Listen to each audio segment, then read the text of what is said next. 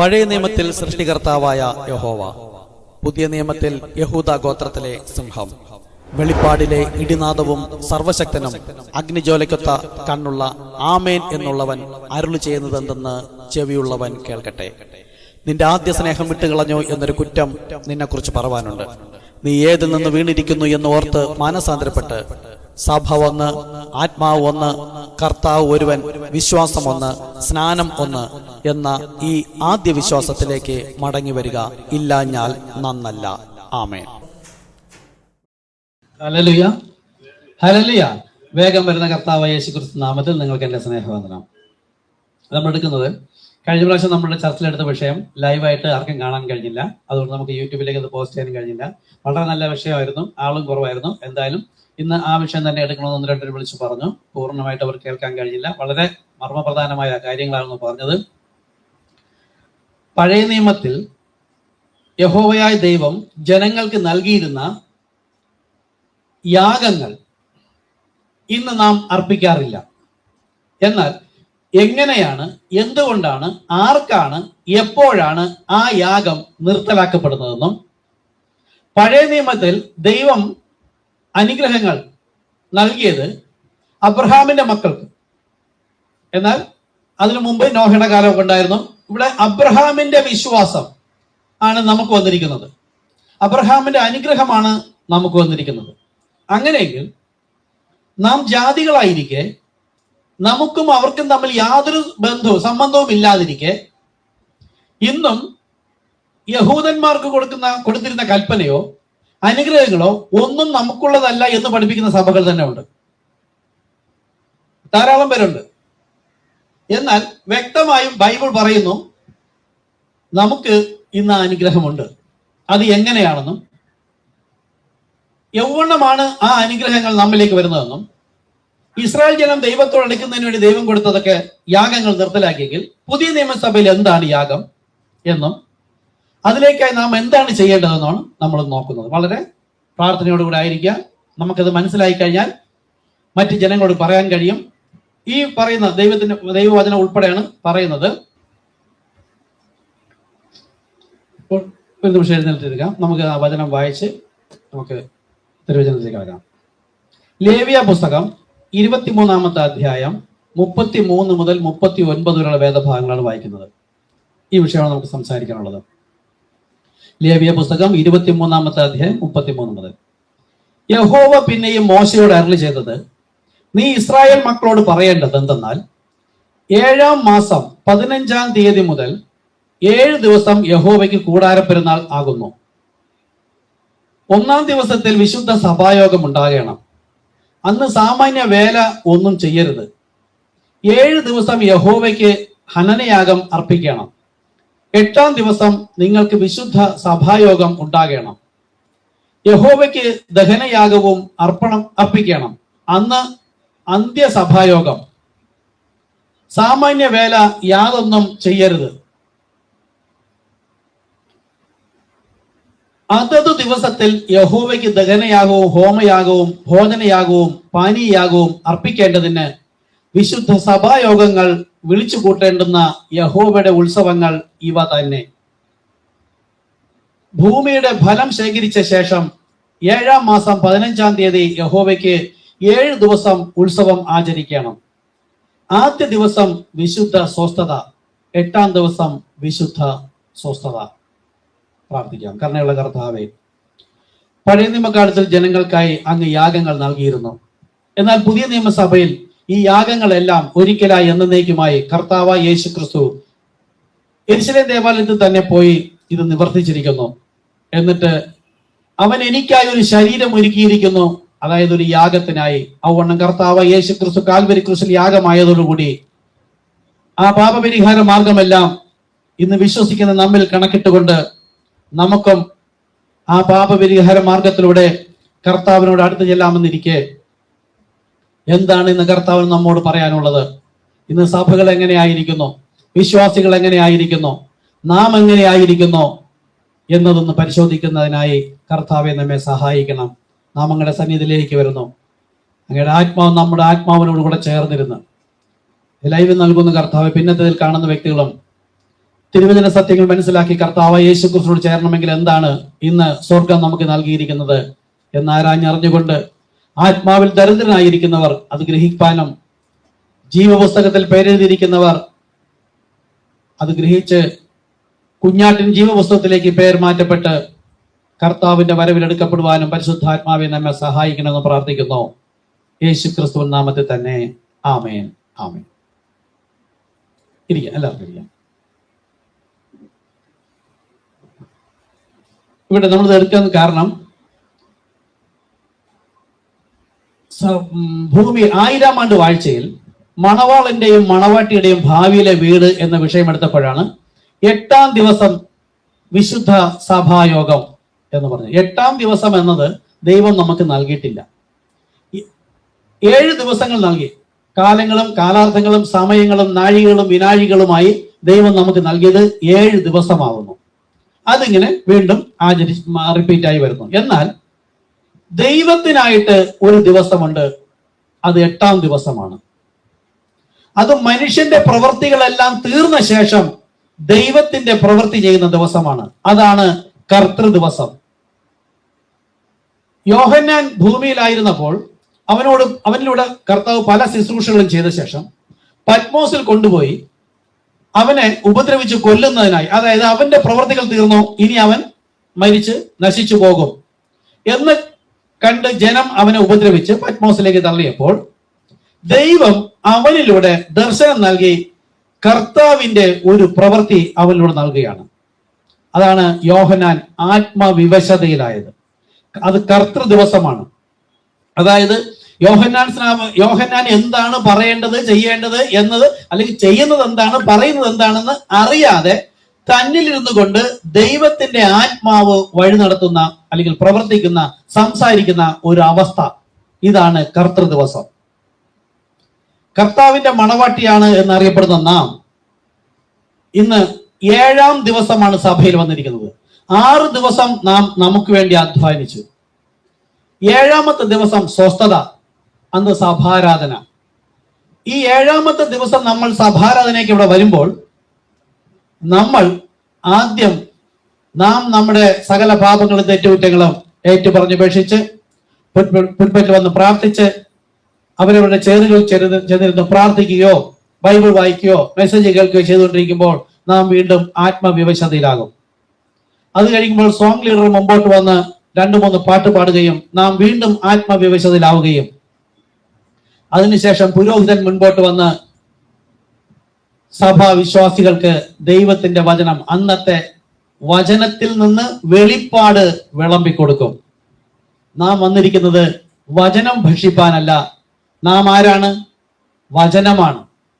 എങ്ങനെയാണ്? ദൈവം എന്ന വചനമല്ല, വചനം ദൈവമാകുന്നു. എന്നാൽ മണവാളനും വചനമാകുന്നു.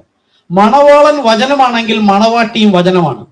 നാം ഒരു വചന മണവാട്ടി ആകുവാനാണ് നാം സഭയിൽ വരുന്നത്. ഇന്ന് നമുക്കായി നൽകുന്ന ദൈവത്തിന്റെ വെളിപ്പാട് എന്താണോ അത് നമുക്ക് ലഭിക്കുന്ന, നമ്മുടെ ഹൃദയസ്പർശിയായിട്ട് നമുക്ക് ലഭിക്കുന്നത് എന്താണോ അതാണ് നമ്മുടെ ഇന്നത്തെ ആത്മീക മന്ന. അങ്ങനെ നമുക്ക് ആത്മീക മന്ന ലഭിക്കണമെങ്കിൽ ഞാൻ അതിനു മുമ്പ് ആത്മവിവശതയിലാകേണ്ടതുണ്ട്. അതിനാണ് നാം നമ്മെ തന്നെ ആദ്യമേ സമർപ്പിച്ചത്. നാം ആരും നീതിമാന്മാർ പോലുമല്ല. ബൈബിൾ പറയുന്നു, നീതിമാൻ ആരുമില്ല, ഒരുത്തൻ പോലുമില്ല. പിന്നെ എങ്ങനെ വിശുദ്ധനാകും? അപ്പൊ നാം ഒരു യോഗ്യതയുമില്ല കർത്താവെ. ലോകത്തിന്റെ വഴികളിലൂടെ സഞ്ചരിച്ച് പാപങ്ങളിലൂടെ കാണുകയും കേൾക്കുകയും പ്രവർത്തിക്കുകയും ചെയ്തെല്ലാം തെറ്റായിപ്പോയി. അതാകുന്നു നാം സഭയിൽ വരുമ്പോൾ ആദ്യം കർത്താവിനോട് ക്ഷമ ചോദിക്കുന്നത്. അതിനുശേഷം നാം ആത്മവിവശതയിലാകുമ്പോൾ, പുരോഹിതൻ മുൻപോട്ട് വരുമ്പോൾ, ദൈവത്തിന്റെ വചനത്തിൽ നിന്ന് വെളിപ്പാട് വിളമ്പിത്തരുമ്പോൾ നാം കർത്തൃ ദിവസത്തിലേക്കാകുന്നു.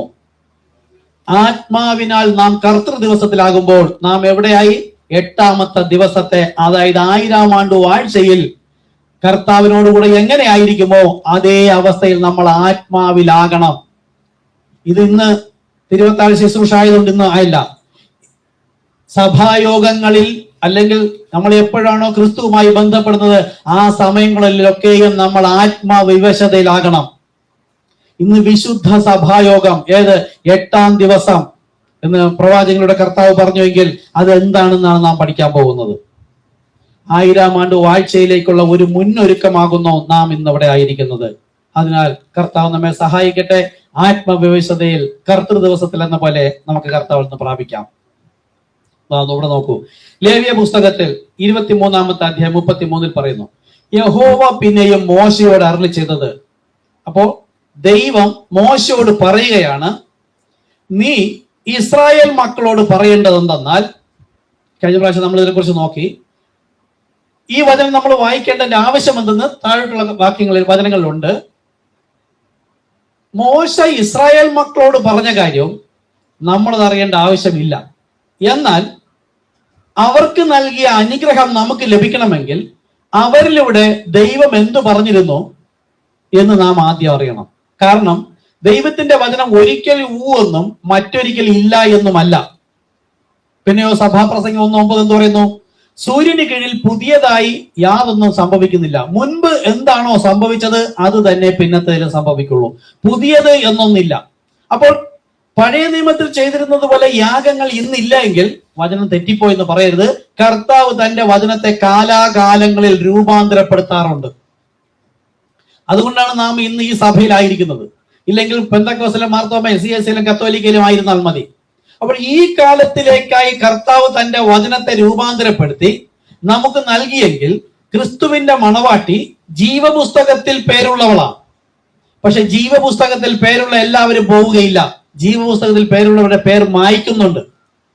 എന്നാൽ കുഞ്ഞാട്ടിൻ ജീവപുസ്തകത്തിൽ പേരുള്ളവരാണ് എടുക്കപ്പെടുന്നത്. ഹല്ലേലൂയ. അപ്പോൾ ഇന്ന് കർത്താവ് നമുക്ക് നൽകിയിരിക്കുന്ന കാലത്തിന്റെ ദൈവിക വചനവും കാലത്തിന്റെ ദൈവിക വെളിപ്പാടും തിരിച്ചറിഞ്ഞാൽ മാത്രമേ നാം ക്രിസ്തുവിന്റെ ഈ കാലത്തിന്റെ മണവാട്ടിയാവുകയുള്ളൂ. ഒരു 100 വർഷമോ 150 വർഷമോ അല്ലെങ്കിൽ 500 വർഷങ്ങൾക്ക് മുമ്പോ കർത്താവ് വെളിപ്പെടുത്തി കൊടുത്ത ആ വെളിപ്പാടിലല്ല ഈ കാലത്തിന്റെ ക്രിസ്തുവിന്റെ മണവാട്ടിയാകണമെങ്കിൽ ഈ കാലത്തിന്റെ വെളിപ്പാട് നാം ഭക്ഷിച്ചിരിക്കണം. ഭക്ഷിക്കാൻ നമുക്ക് നൽകുന്നത് ആരാണ്? വെളിപ്പാട് പുസ്തകം 3:21 മുതൽ പറയുന്നത്, ഞാൻ വാതിൽക്കൽ നിന്ന് മുട്ടുന്നു. അതായത് ഈ സന്ദേശം ഹൃദയവാതിൽക്കൽ നിന്ന് മുട്ടുന്നു. നമ്മൾ ട്രാക്റ്റുമായി പോകുന്ന കത്തോലിക്ക മുതൽ പെന്തക്കോസ്തുള്ള സഭകളുടെ വാതിൽ നിന്ന് മുട്ടുന്നു. ആരെങ്കിലും എന്റെ ശബ്ദം കേട്ടാൽ, ആരെങ്കിലും കേൾക്കില്ല. അങ്ങനെ അവിടെ പറഞ്ഞിട്ടുണ്ട്. പക്ഷെ യേശു പറഞ്ഞു, എന്റെ ആടുകൾ എന്റെ ശബ്ദം കേൾക്കും. അപ്പോൾ സംഘടനാ സഭയിലേക്ക് നമ്മൾ ട്രാക്ട് കൊണ്ടുപോവുകയും ഈ തരത്തിൽ സുവിശേഷം അറിയിക്കുകയും അപ്പോസ്തലന്മാരായ അപ്പന്മാരുടെ വിശ്വാസത്തിലേക്ക് മടങ്ങി പോകണം എന്ന് നമ്മളോട് പറയണമെങ്കിൽ ദൈവത്തിന്റെ ആടുകൾ ഈ സംഘടനാ സഭയിൽ ഉണ്ടായിരിക്കും. ഇല്ലെങ്കിൽ നാം അവിടെ പോകേണ്ട ആവശ്യമില്ല. അതാണ് മത്തായി 13:30, അന്ത്യനാളിൽ യജമാനൻ ദൂതന്മാരെ അയക്കും. അത് നാം തന്നെയാണ്. നമ്മുടെ ഉള്ളിലെ ആത്മാവ് സംബന്ധിച്ചാണ് സംസാരിക്കുന്നത്. നാം ശരീരവുമായി പോകുന്നുവെങ്കിൽ നമ്മുടെ ഉള്ളിലെ ദൈവത്തിന്റെ ആത്മാവ്, അതാണ് ദൂതന്മാർ. ആ ഏഞ്ചൽ ആ സഭയ്ക്കുള്ളിൽ ഇരിക്കുന്ന ഈ കാലത്തിന്റെ ദൈവിക മണവാട്ടിയെ വിളിച്ച് പുറത്തേക്ക് കൊണ്ടുവരും. ആ ശുശ്രൂഷ ഇപ്പോഴാണ് നടക്കുന്നത്. അങ്ങനെ വിളിച്ചു ചേർക്കപ്പെട്ട ജനത്തിന് വേണ്ടി സംസാരിച്ചിരിക്കുന്നതാണ് നമ്മൾ തുടർന്നെടുക്കുന്നത്. അപ്പോൾ ഇസ്രായേൽ മക്കളോട് പറയേണ്ടത് എന്തെന്നാൽ, 7-ാം മാസം 15-ാം തീയതി മുതൽ 7 ദിവസം യഹോവയ്ക്ക് കൂടാര പെരുന്നാൾ ആകുന്നു. 1-ാം ദിവസത്തിൽ വിശുദ്ധ സഭായോഗം ഉണ്ടാകണം. അന്ന് സാമാന്യ വേല യാതൊന്നും ചെയ്യരുത്. അപ്പോൾ സഭായോഗം 1-ാം ദിവസത്തിൽ ഉണ്ടാകണം. സാമാന്യ വേല ഒന്നും ചെയ്യരുത്. അടുത്ത് നോക്കൂ, 36. 7 ദിവസം യഹോവയ്ക്ക് ദഹനയാഗം അർപ്പിക്കണം. എന്താണ്? 1-ാമത്തെ ദിവസത്തിലാണ് വിശുദ്ധ സഭായോഗം എന്നിവിടെ പറയുന്നു. എന്നിട്ടോ 7 ദിവസവും യഹോവയ്ക്ക് ദഹനയാഗം അർപ്പിക്കണം. പഴയ നിയമകാലത്ത് യാഗം മുഴുവനും അർപ്പിക്കേണ്ടത് എവിടെയാണ്? യെരുശലേം ദേവാലയത്തിലാണ്. അതായത് ഓരോ ദിവസവും തങ്ങളുടെ പാപയാഗം, അകൃതിയാഗം, ഭോജനയാഗം, എല്ലാ തരം യാഗങ്ങളും അവർ അർപ്പിച്ചിരിക്കണം. അത് ഇന്നത്തെ വചനത്തിലേക്ക് വന്നാലോ, നാം ദിനം പ്രതി പുതുക്കത്തിന്റെ ആത്മാവ് പ്രാപിക്കണം. അതായത് നാം നമ്മുടെ പാപങ്ങളെ കാണുന്നതും കേൾക്കുന്നതും സംസാരിക്കുന്നതും പറയുന്നതും ഇവയ്ക്ക് ചിന്തിക്കുന്നതും ഒക്കെയും പാപമാണ്. അത് ഓരോ ദിവസവും നാം ഏറ്റുപറഞ്ഞ് ഉപേക്ഷിച്ചുകൊണ്ട് ജീവന്റെ, അതായത് പുതുക്കത്തിന്റെ ആത്മാവിനെ പ്രാപിക്കണം. അപ്പോൾ 7 ദിവസം യഹോവയ്ക്ക് ദഹനയാഗം അർപ്പിക്കണമെങ്കിൽ നാം ഇന്ന് നമ്മെ തന്നെ സമർപ്പിച്ചാൽ ദഹിപ്പിച്ചു കളയുന്ന അഗ്നിയാകുന്നു പരിശുദ്ധാത്മാവ്. ആ അഗ്നിയാൽ നമ്മുടെ പാപപരിഹാര മാർഗം നമ്മെ വിശുദ്ധീകരിക്കും. നോക്കൂ, അങ്ങനെ 7 ദിവസം യഹോവയ്ക്ക് ദഹന, അതായത് എല്ലായ്പ്പോഴും ഇടപെടാതെ സ്തോത്രം എന്ന യാഗം ഇടപെടാതെ അർപ്പിച്ച്, ഞാൻ എന്നെ തന്നെ സഭാരാധനയായി അല്ലെങ്കിൽ പാപയാഗം അർപ്പിച്ച് ഒരു വിശുദ്ധീകരണത്തിലൂടെ നിൽക്കുന്നുവെങ്കിൽ ആ വ്യക്തികളെ കർത്താവിനാൽ എടുക്കപ്പെടുകയും പിന്നെ അവർ 8-ാം ദിവസം നിങ്ങൾക്ക് വിശുദ്ധ സഭായോഗം ഉണ്ടാകണം. 8-ാം ദിവസം എന്നൊന്നില്ല, 7-ാം ദിവസമേ ഉള്ളൂ. പിന്നെന്താണ്? 1000-ാം ആണ്ട് വാഴ്ചയിലേക്ക് കൊണ്ടുപോകേണ്ടുന്നവരെ കർത്താവ് ഇവിടെ ഒരുക്കിയെടുക്കുകയാണ്. കഴിഞ്ഞ പ്രാവശ്യം പറഞ്ഞു, സ്പേസിൽ പോകേണ്ട വ്യക്തികളെ ഇവിടെ പലതരം പരീക്ഷണങ്ങളിലൂടെ അവിടെ നൽകേണ്ട ആഹാരവും വെള്ളവും പിന്നെയോ അവിടുത്തെ കാലാവസ്ഥയും അങ്ങനത്തെ ഡ്രൈ ഫുഡ് എല്ലാം കൊടുത്തുകൊണ്ട് അവരെ പരിശോധിക്കും. ഏതെങ്കിലും തരത്തിലുള്ള രോഗങ്ങളോ പ്രശ്നങ്ങളോ പ്രയാസങ്ങളോ ഉണ്ടാകാൻ സാധ്യതയുണ്ടോ? അങ്ങനെ പരീക്ഷിച്ച് വിജയിക്കുന്നവരെ മാത്രമേ സ്പേസിലേക്ക് കൊണ്ടുപോകുകയുള്ളൂ. അതുപോലെ തന്നെ 1000-ാം ആണ്ട് വാഴ്ച എന്ന് പറയുന്നത് സ്വർഗീയമാകുന്നു.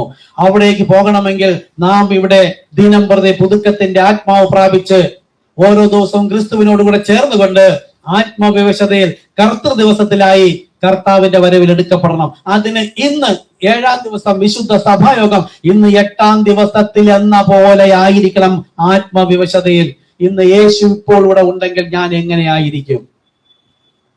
ഭവനങ്ങളിൽ ഇരുന്ന് കാണുന്നവരും ചിന്തിക്കുക, ലൈവിൽ കാണുന്നവരും ചിന്തിക്കുക, കർത്താവ് നമ്മോട് കൂടെ ഉണ്ട്. ഈ നമ്മോട് ആരോട് കൂടെ തൊട്ട് താഴോട്ട് പറയുന്നുണ്ട്. എങ്കിൽ ആത്മവിവശതയിലായിരിക്കുക. കർത്താവ് നമ്മെ സഹായിക്കട്ടെ. നോക്കൂ, നിങ്ങൾക്ക് വിശുദ്ധ സഭായോഗം ഉണ്ടാകണം. യഹോവയ്ക്ക് ദഹനയാഗവും അർപ്പിക്കണം. അന്ന് അന്ത്യസഭായോഗം സാമാന്യ വേല യാതൊന്നും ചെയ്യരുത്. സഭായോഗങ്ങളിൽ ഈ സാമാന്യ വേല എന്ന് പറയുമ്പോൾ നമ്മൾ സഭയിലേക്ക് വരേണ്ടതാകുന്നു. അന്ന് ഒരു ദിവസം കർത്താവിനായി വേർതിരിക്കപ്പെടേണ്ടതാകുന്നു. ഇതാടുത്ത് പറയും, നോക്കൂ, അതത് ദിവസത്തിൽ യഹോവയ്ക്ക് ദഹനയാഗവും ഹോമയാഗവും ഭോജനയാഗവും പാനീയാഗവും അർപ്പിക്കേണ്ടതിന്, അതാണ് ഇവിടെ പറഞ്ഞത്. 7 ദിവസം യഹോവയ്ക്ക് ദഹനയാഗം അർപ്പിക്കണം. ഒരു ദിവസമൊന്നല്ല, 7 ദിവസവും വേണം. അതാണ് ഇവിടെ പറയുന്നത്. അതത് ദിവസത്തിൽ യഹോവയ്ക്ക് ദഹനയാഗവും ഹോമയാഗവും ഭോജനയാഗവും പാനീയാഗവും അർപ്പിക്കേണ്ടതിന് വിശുദ്ധ സഭായോഗങ്ങൾ വിളിച്ചു കൂട്ടേണ്ടുന്ന യഹോവയുടെ ഉത്സവങ്ങൾ ഇവ തന്നെ. ഇങ്ങനെ വിശ്വസിച്ച് പ്രമാണിച്ചനുസരിച്ച് നിൽക്കുന്നവരാണ് ഭൂമിയുടെ ഫലം, ക്രിസ്തുവിന്റെ ഫലം. ഭൂമിയിൽ നിന്ന് വേർപെടുത്തപ്പെടുന്നവർ കർത്താവിന്റെ വരവിന് മുമ്പായി ക്രിസ്തുവിൽ മരിക്കുന്നവരും ആദാമിന്റെ കാലം മുതൽ യേശുവിന്റെ ക്രൂശ് മരണം അടക്ക പുനരുദ്ധാനം വരെ ഉള്ള വ്യക്തികളെ കർത്താവ് ക്രൂശ് മരണത്തിലൂടെ ഉയർപ്പിച്ചു. അവരിന്ന് 3-ാം സ്വർഗത്തിൽ വിശ്രമത്തിലായിരിക്കുന്നു. ഇനി യേശുക്രിസ്തുവിന്റെ കാലത്തിന് ശേഷം കർത്താവിന്റെ വരവ് വരെയുള്ള ജനങ്ങൾ, അതാണ് ഭൂമിയുടെ ഫലം, ശേഖരിച്ച ശേഷം 7-ാം മാസം 15-ാം തീയതി യഹോവയ്ക്ക് 7 ദിവസം ഉത്സവം ആചരിക്കണം. ആദ്യ ദിവസം വിശുദ്ധ സ്വസ്ഥത, 8-ാം ദിവസവും വിശുദ്ധ സ്വസ്ഥത.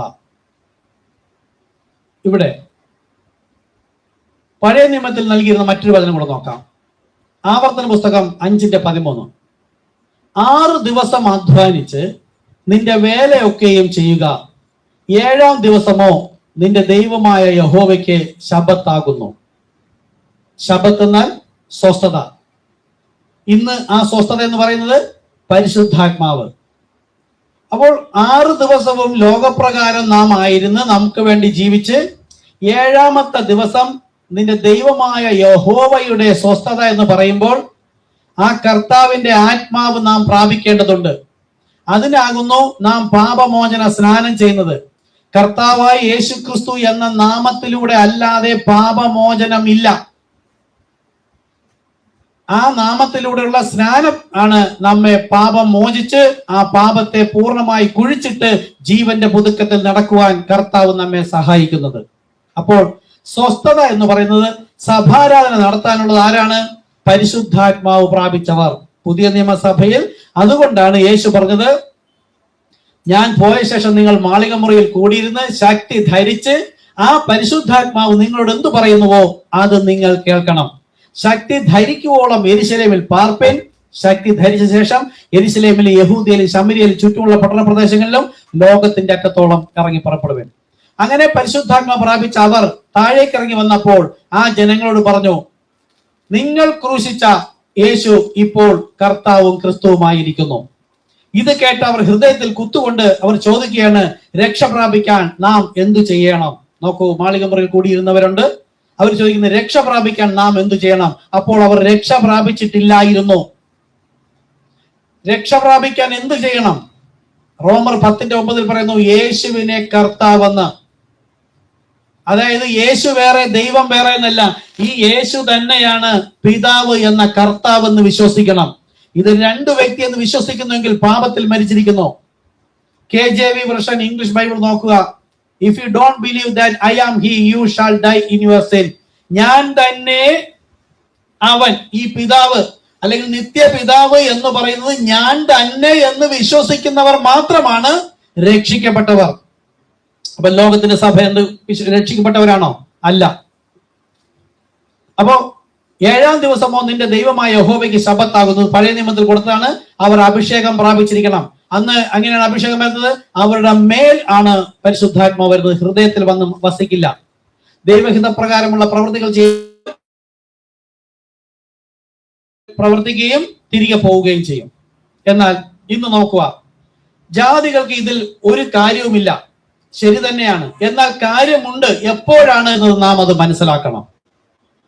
പഴയ നിയമത്തിൽ യഹോവയ ദൈവം ഇസ്രായേൽ ജനങ്ങൾക്ക് കൊടുത്തത് ആ അനുഗ്രഹങ്ങളും വാഗ്ദത്തങ്ങളും നിയമങ്ങളും ആ സ്വർഗീയടങ്ങളും നമുക്ക് എങ്ങനെയാണ് കൈവന്ന് ചേരുന്നത്, നമുക്ക് വാഗ്ദത്തം ചെയ്തിരുന്നോ എന്നത് നമുക്ക് ആദ്യം നോക്കാം.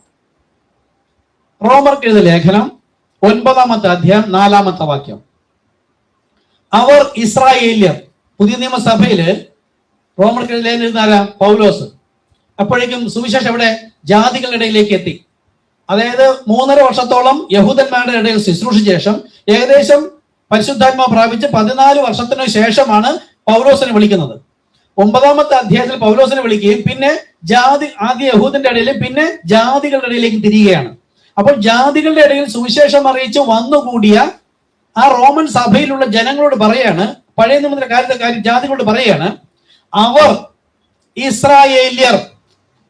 നോക്കൂ, പുത്രത്വവും. എന്ത് പുത്രത്വം? ദൈവത്തോടുള്ള പുത്രത്വം. ദൈവത്തിന്റെ ആത്മാവ് പ്രാപിച്ചവരെ ദൈവത്തിന്റെ പുത്രന്മാർ എന്ന് പറയുന്നു. അപ്പൊ അങ്ങനെ ആത്മാവിനാൽ അഭിഷേകം പ്രാപിച്ച് ദൈവത്തിന്റെ പുത്രന്മാർ എന്ന് പറയുവാൻ ആരായിരുന്നു യോഗ്യർ? ഇസ്രായേല്യർ. തേജസ്സും നിയമങ്ങളും ന്യായപ്രമാണവും ആരാധനയും വാഗ്ദത്തങ്ങളും ജാതികൾക്കുള്ളതെന്നല്ല, അവർക്കുള്ളത്. ശരിയാണ്, പഴയ നിയമം മുഴുവനും ഇതവിടെ വായിച്ച പോലെ എന്താ തേജസ്? ദൈവത്തിന്റെ തേജസ് എന്താ? ഉൽപ്പത്തി പുസ്തകത്തിൽ അവർ തേജസ് ഉള്ളവരായിരുന്നു. അവർക്ക് വസ്ത്രം വേണ്ടായിരുന്നു. അവർ തേജസ് അവരെ മൂടിയിരുന്നു. അതെന്താ? അവരുടെ ഉള്ളിൽ ആത്മാവിൽ ഉണ്ടായിരുന്ന പ്രാണൻ. അതാ ദൈവ തേജസ്. ഇന്നും നമ്മുടെ ഉള്ളിൽ പരിശുദ്ധാത്മാവ് വന്നാൽ ആ തേജസ് എവിടെ വിളങ്ങും? മുഖത്ത് വിളങ്ങും. 2 കൊരിന്ത്യർ 3 പറയുന്നു, ക്രിസ്തുവിന്റെ തേജസ് നമ്മുടെ മുഖത്ത് വിളങ്ങേണ്ടതിന് എവിടെ? മൂടുപടം നീങ്ങിയ മുഖത്ത്. ഇന്ന് സഭകളിലെല്ലാം മൂടുപടം ഇട്ടിരിക്കുന്നു. പുതിയ നിയമസഭയിൽ മൂടുപടം വേണ്ട, കർത്താവിങ്കിലേക്ക് തിരിഞ്ഞവരെന്നാണ് ഈ സഭകൾ മുഴുവൻ പറയുന്നത്. ബൈബിൾ 2 കൊരിന്ത്യർ 3-ാമത്തെ അധ്യായം വായിച്ചു നോക്കുക. അവിടെ പറയുന്നു, കർത്താവിങ്കിലേക്ക് തിരിയുമ്പോൾ മൂടുപടം നീങ്ങിപ്പോകും. ഇവരെല്ലാം ക്രിസ്തുവിലായി എന്നും പറയുന്നു. ക്രിസ്തുവിൽ അത് നീങ്ങിപ്പോകും, മൂടുപടം നീങ്ങിപ്പോകണം. ക്രിസ്തു എന്താ? പരിശുദ്ധാത്മാവ്. അപ്പൊ പരിശുദ്ധാത്മാവ് ഹൃദയത്തിൽ വന്നാൽ പാപം മോചിക്കപ്പെട്ടവനാണ് പരിശുദ്ധാത്മാവ് ദൈവം നൽകുന്നത്.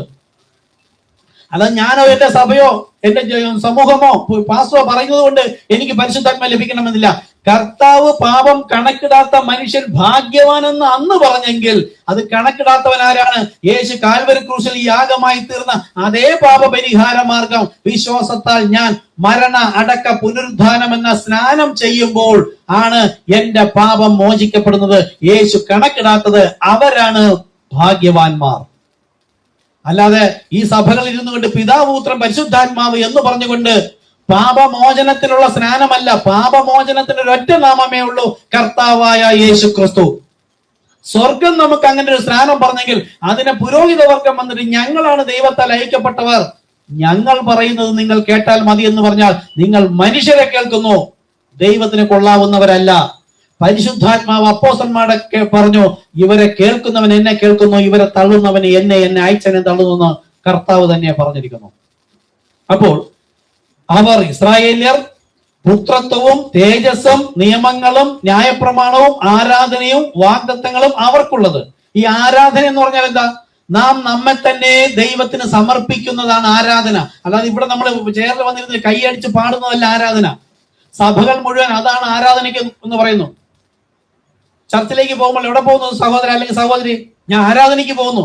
എന്താണ് ആരാധനയെന്ന് ആ പുരോഹിതന്മാർക്കും അറിയില്ല, സഭാവിശ്വാസികൾക്കും അറിയില്ലാതെയാണ് പറയുന്നത് ഞാൻ ആരാധനയ്ക്ക് പോകുന്നു. ആരാധന തുടങ്ങും മുമ്പേ അവിടെ എത്തണം. എന്താ കൈയടിച്ച് പാട്ട് പാടുന്നു, അതിന് മുമ്പ് അവിടെ എത്തണമെന്ന്. അതല്ല ആരാധന.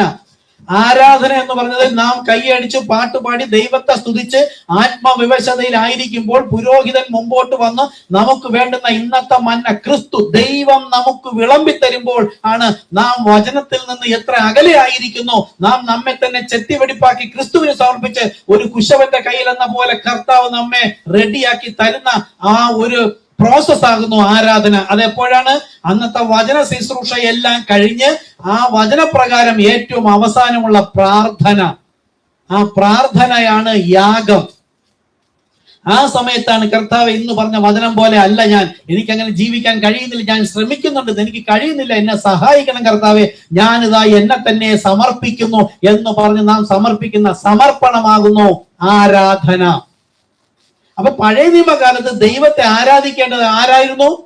മുമ്പ് വായിച്ചത് ഹനനയാഗം, പാപയാഗം, ബോധനയാഗം, അകൃത്യയാഗം, ഈ വക യാഗങ്ങൾ അർപ്പിച്ച് ദൈവസന്നിധിയിൽ നീതീകരിക്കാം എങ്കിലും ചെയ്തവർക്കാണ് ആരാധന. അതാ തേജസ്, അവരുടെ മേലാണ് അഭിഷേകം വരുന്നത്. നിയമങ്ങൾ, ദൈവം നൽകിയ നിയമങ്ങൾ, അത് അവർക്കുള്ളത്. ന്യായപ്രമാണം എന്താ കാണിക്കുന്നത്? ഇത്രയൊക്കെ അനുസരിച്ചിട്ടും നീ പാപി പാപി പാപി പാപി, പ്രവൃത്തിയിൽ ശരിയായാൽ ചിന്തയിൽ തെറ്റും, അല്ലെങ്കിൽ വാക്കിൽ തെറ്റും, നോട്ടത്തിൽ തെറ്റും, ഏതു വിധേനയും തെറ്റിയിട്ട് ഒരു രക്ഷിതാവായ ക്രിസ്തു പഴയ നിയമത്തിൽ ഹാബേൽ അറക്കപ്പെട്ട കുഞ്ഞാടനെ അറക്കത്. അത് പ്രതീകാത്മകമായിട്ടാകുന്നു. വരാൻ പോകുന്ന ഒരു ഒറിജിനൽ കുഞ്ഞാടുണ്ട്, കർത്താവായ യേശു ക്രിസ്തു. ആ പാപപരിഹാര യാഗം പൂർത്തിയാകുന്നത് വരെ ഓരോ ദിവസവും അവർക്ക് പാപബോധം ഉണ്ടാകണമെന്നതാണ് കർത്താവിന്റെ ഇഷ്ടം.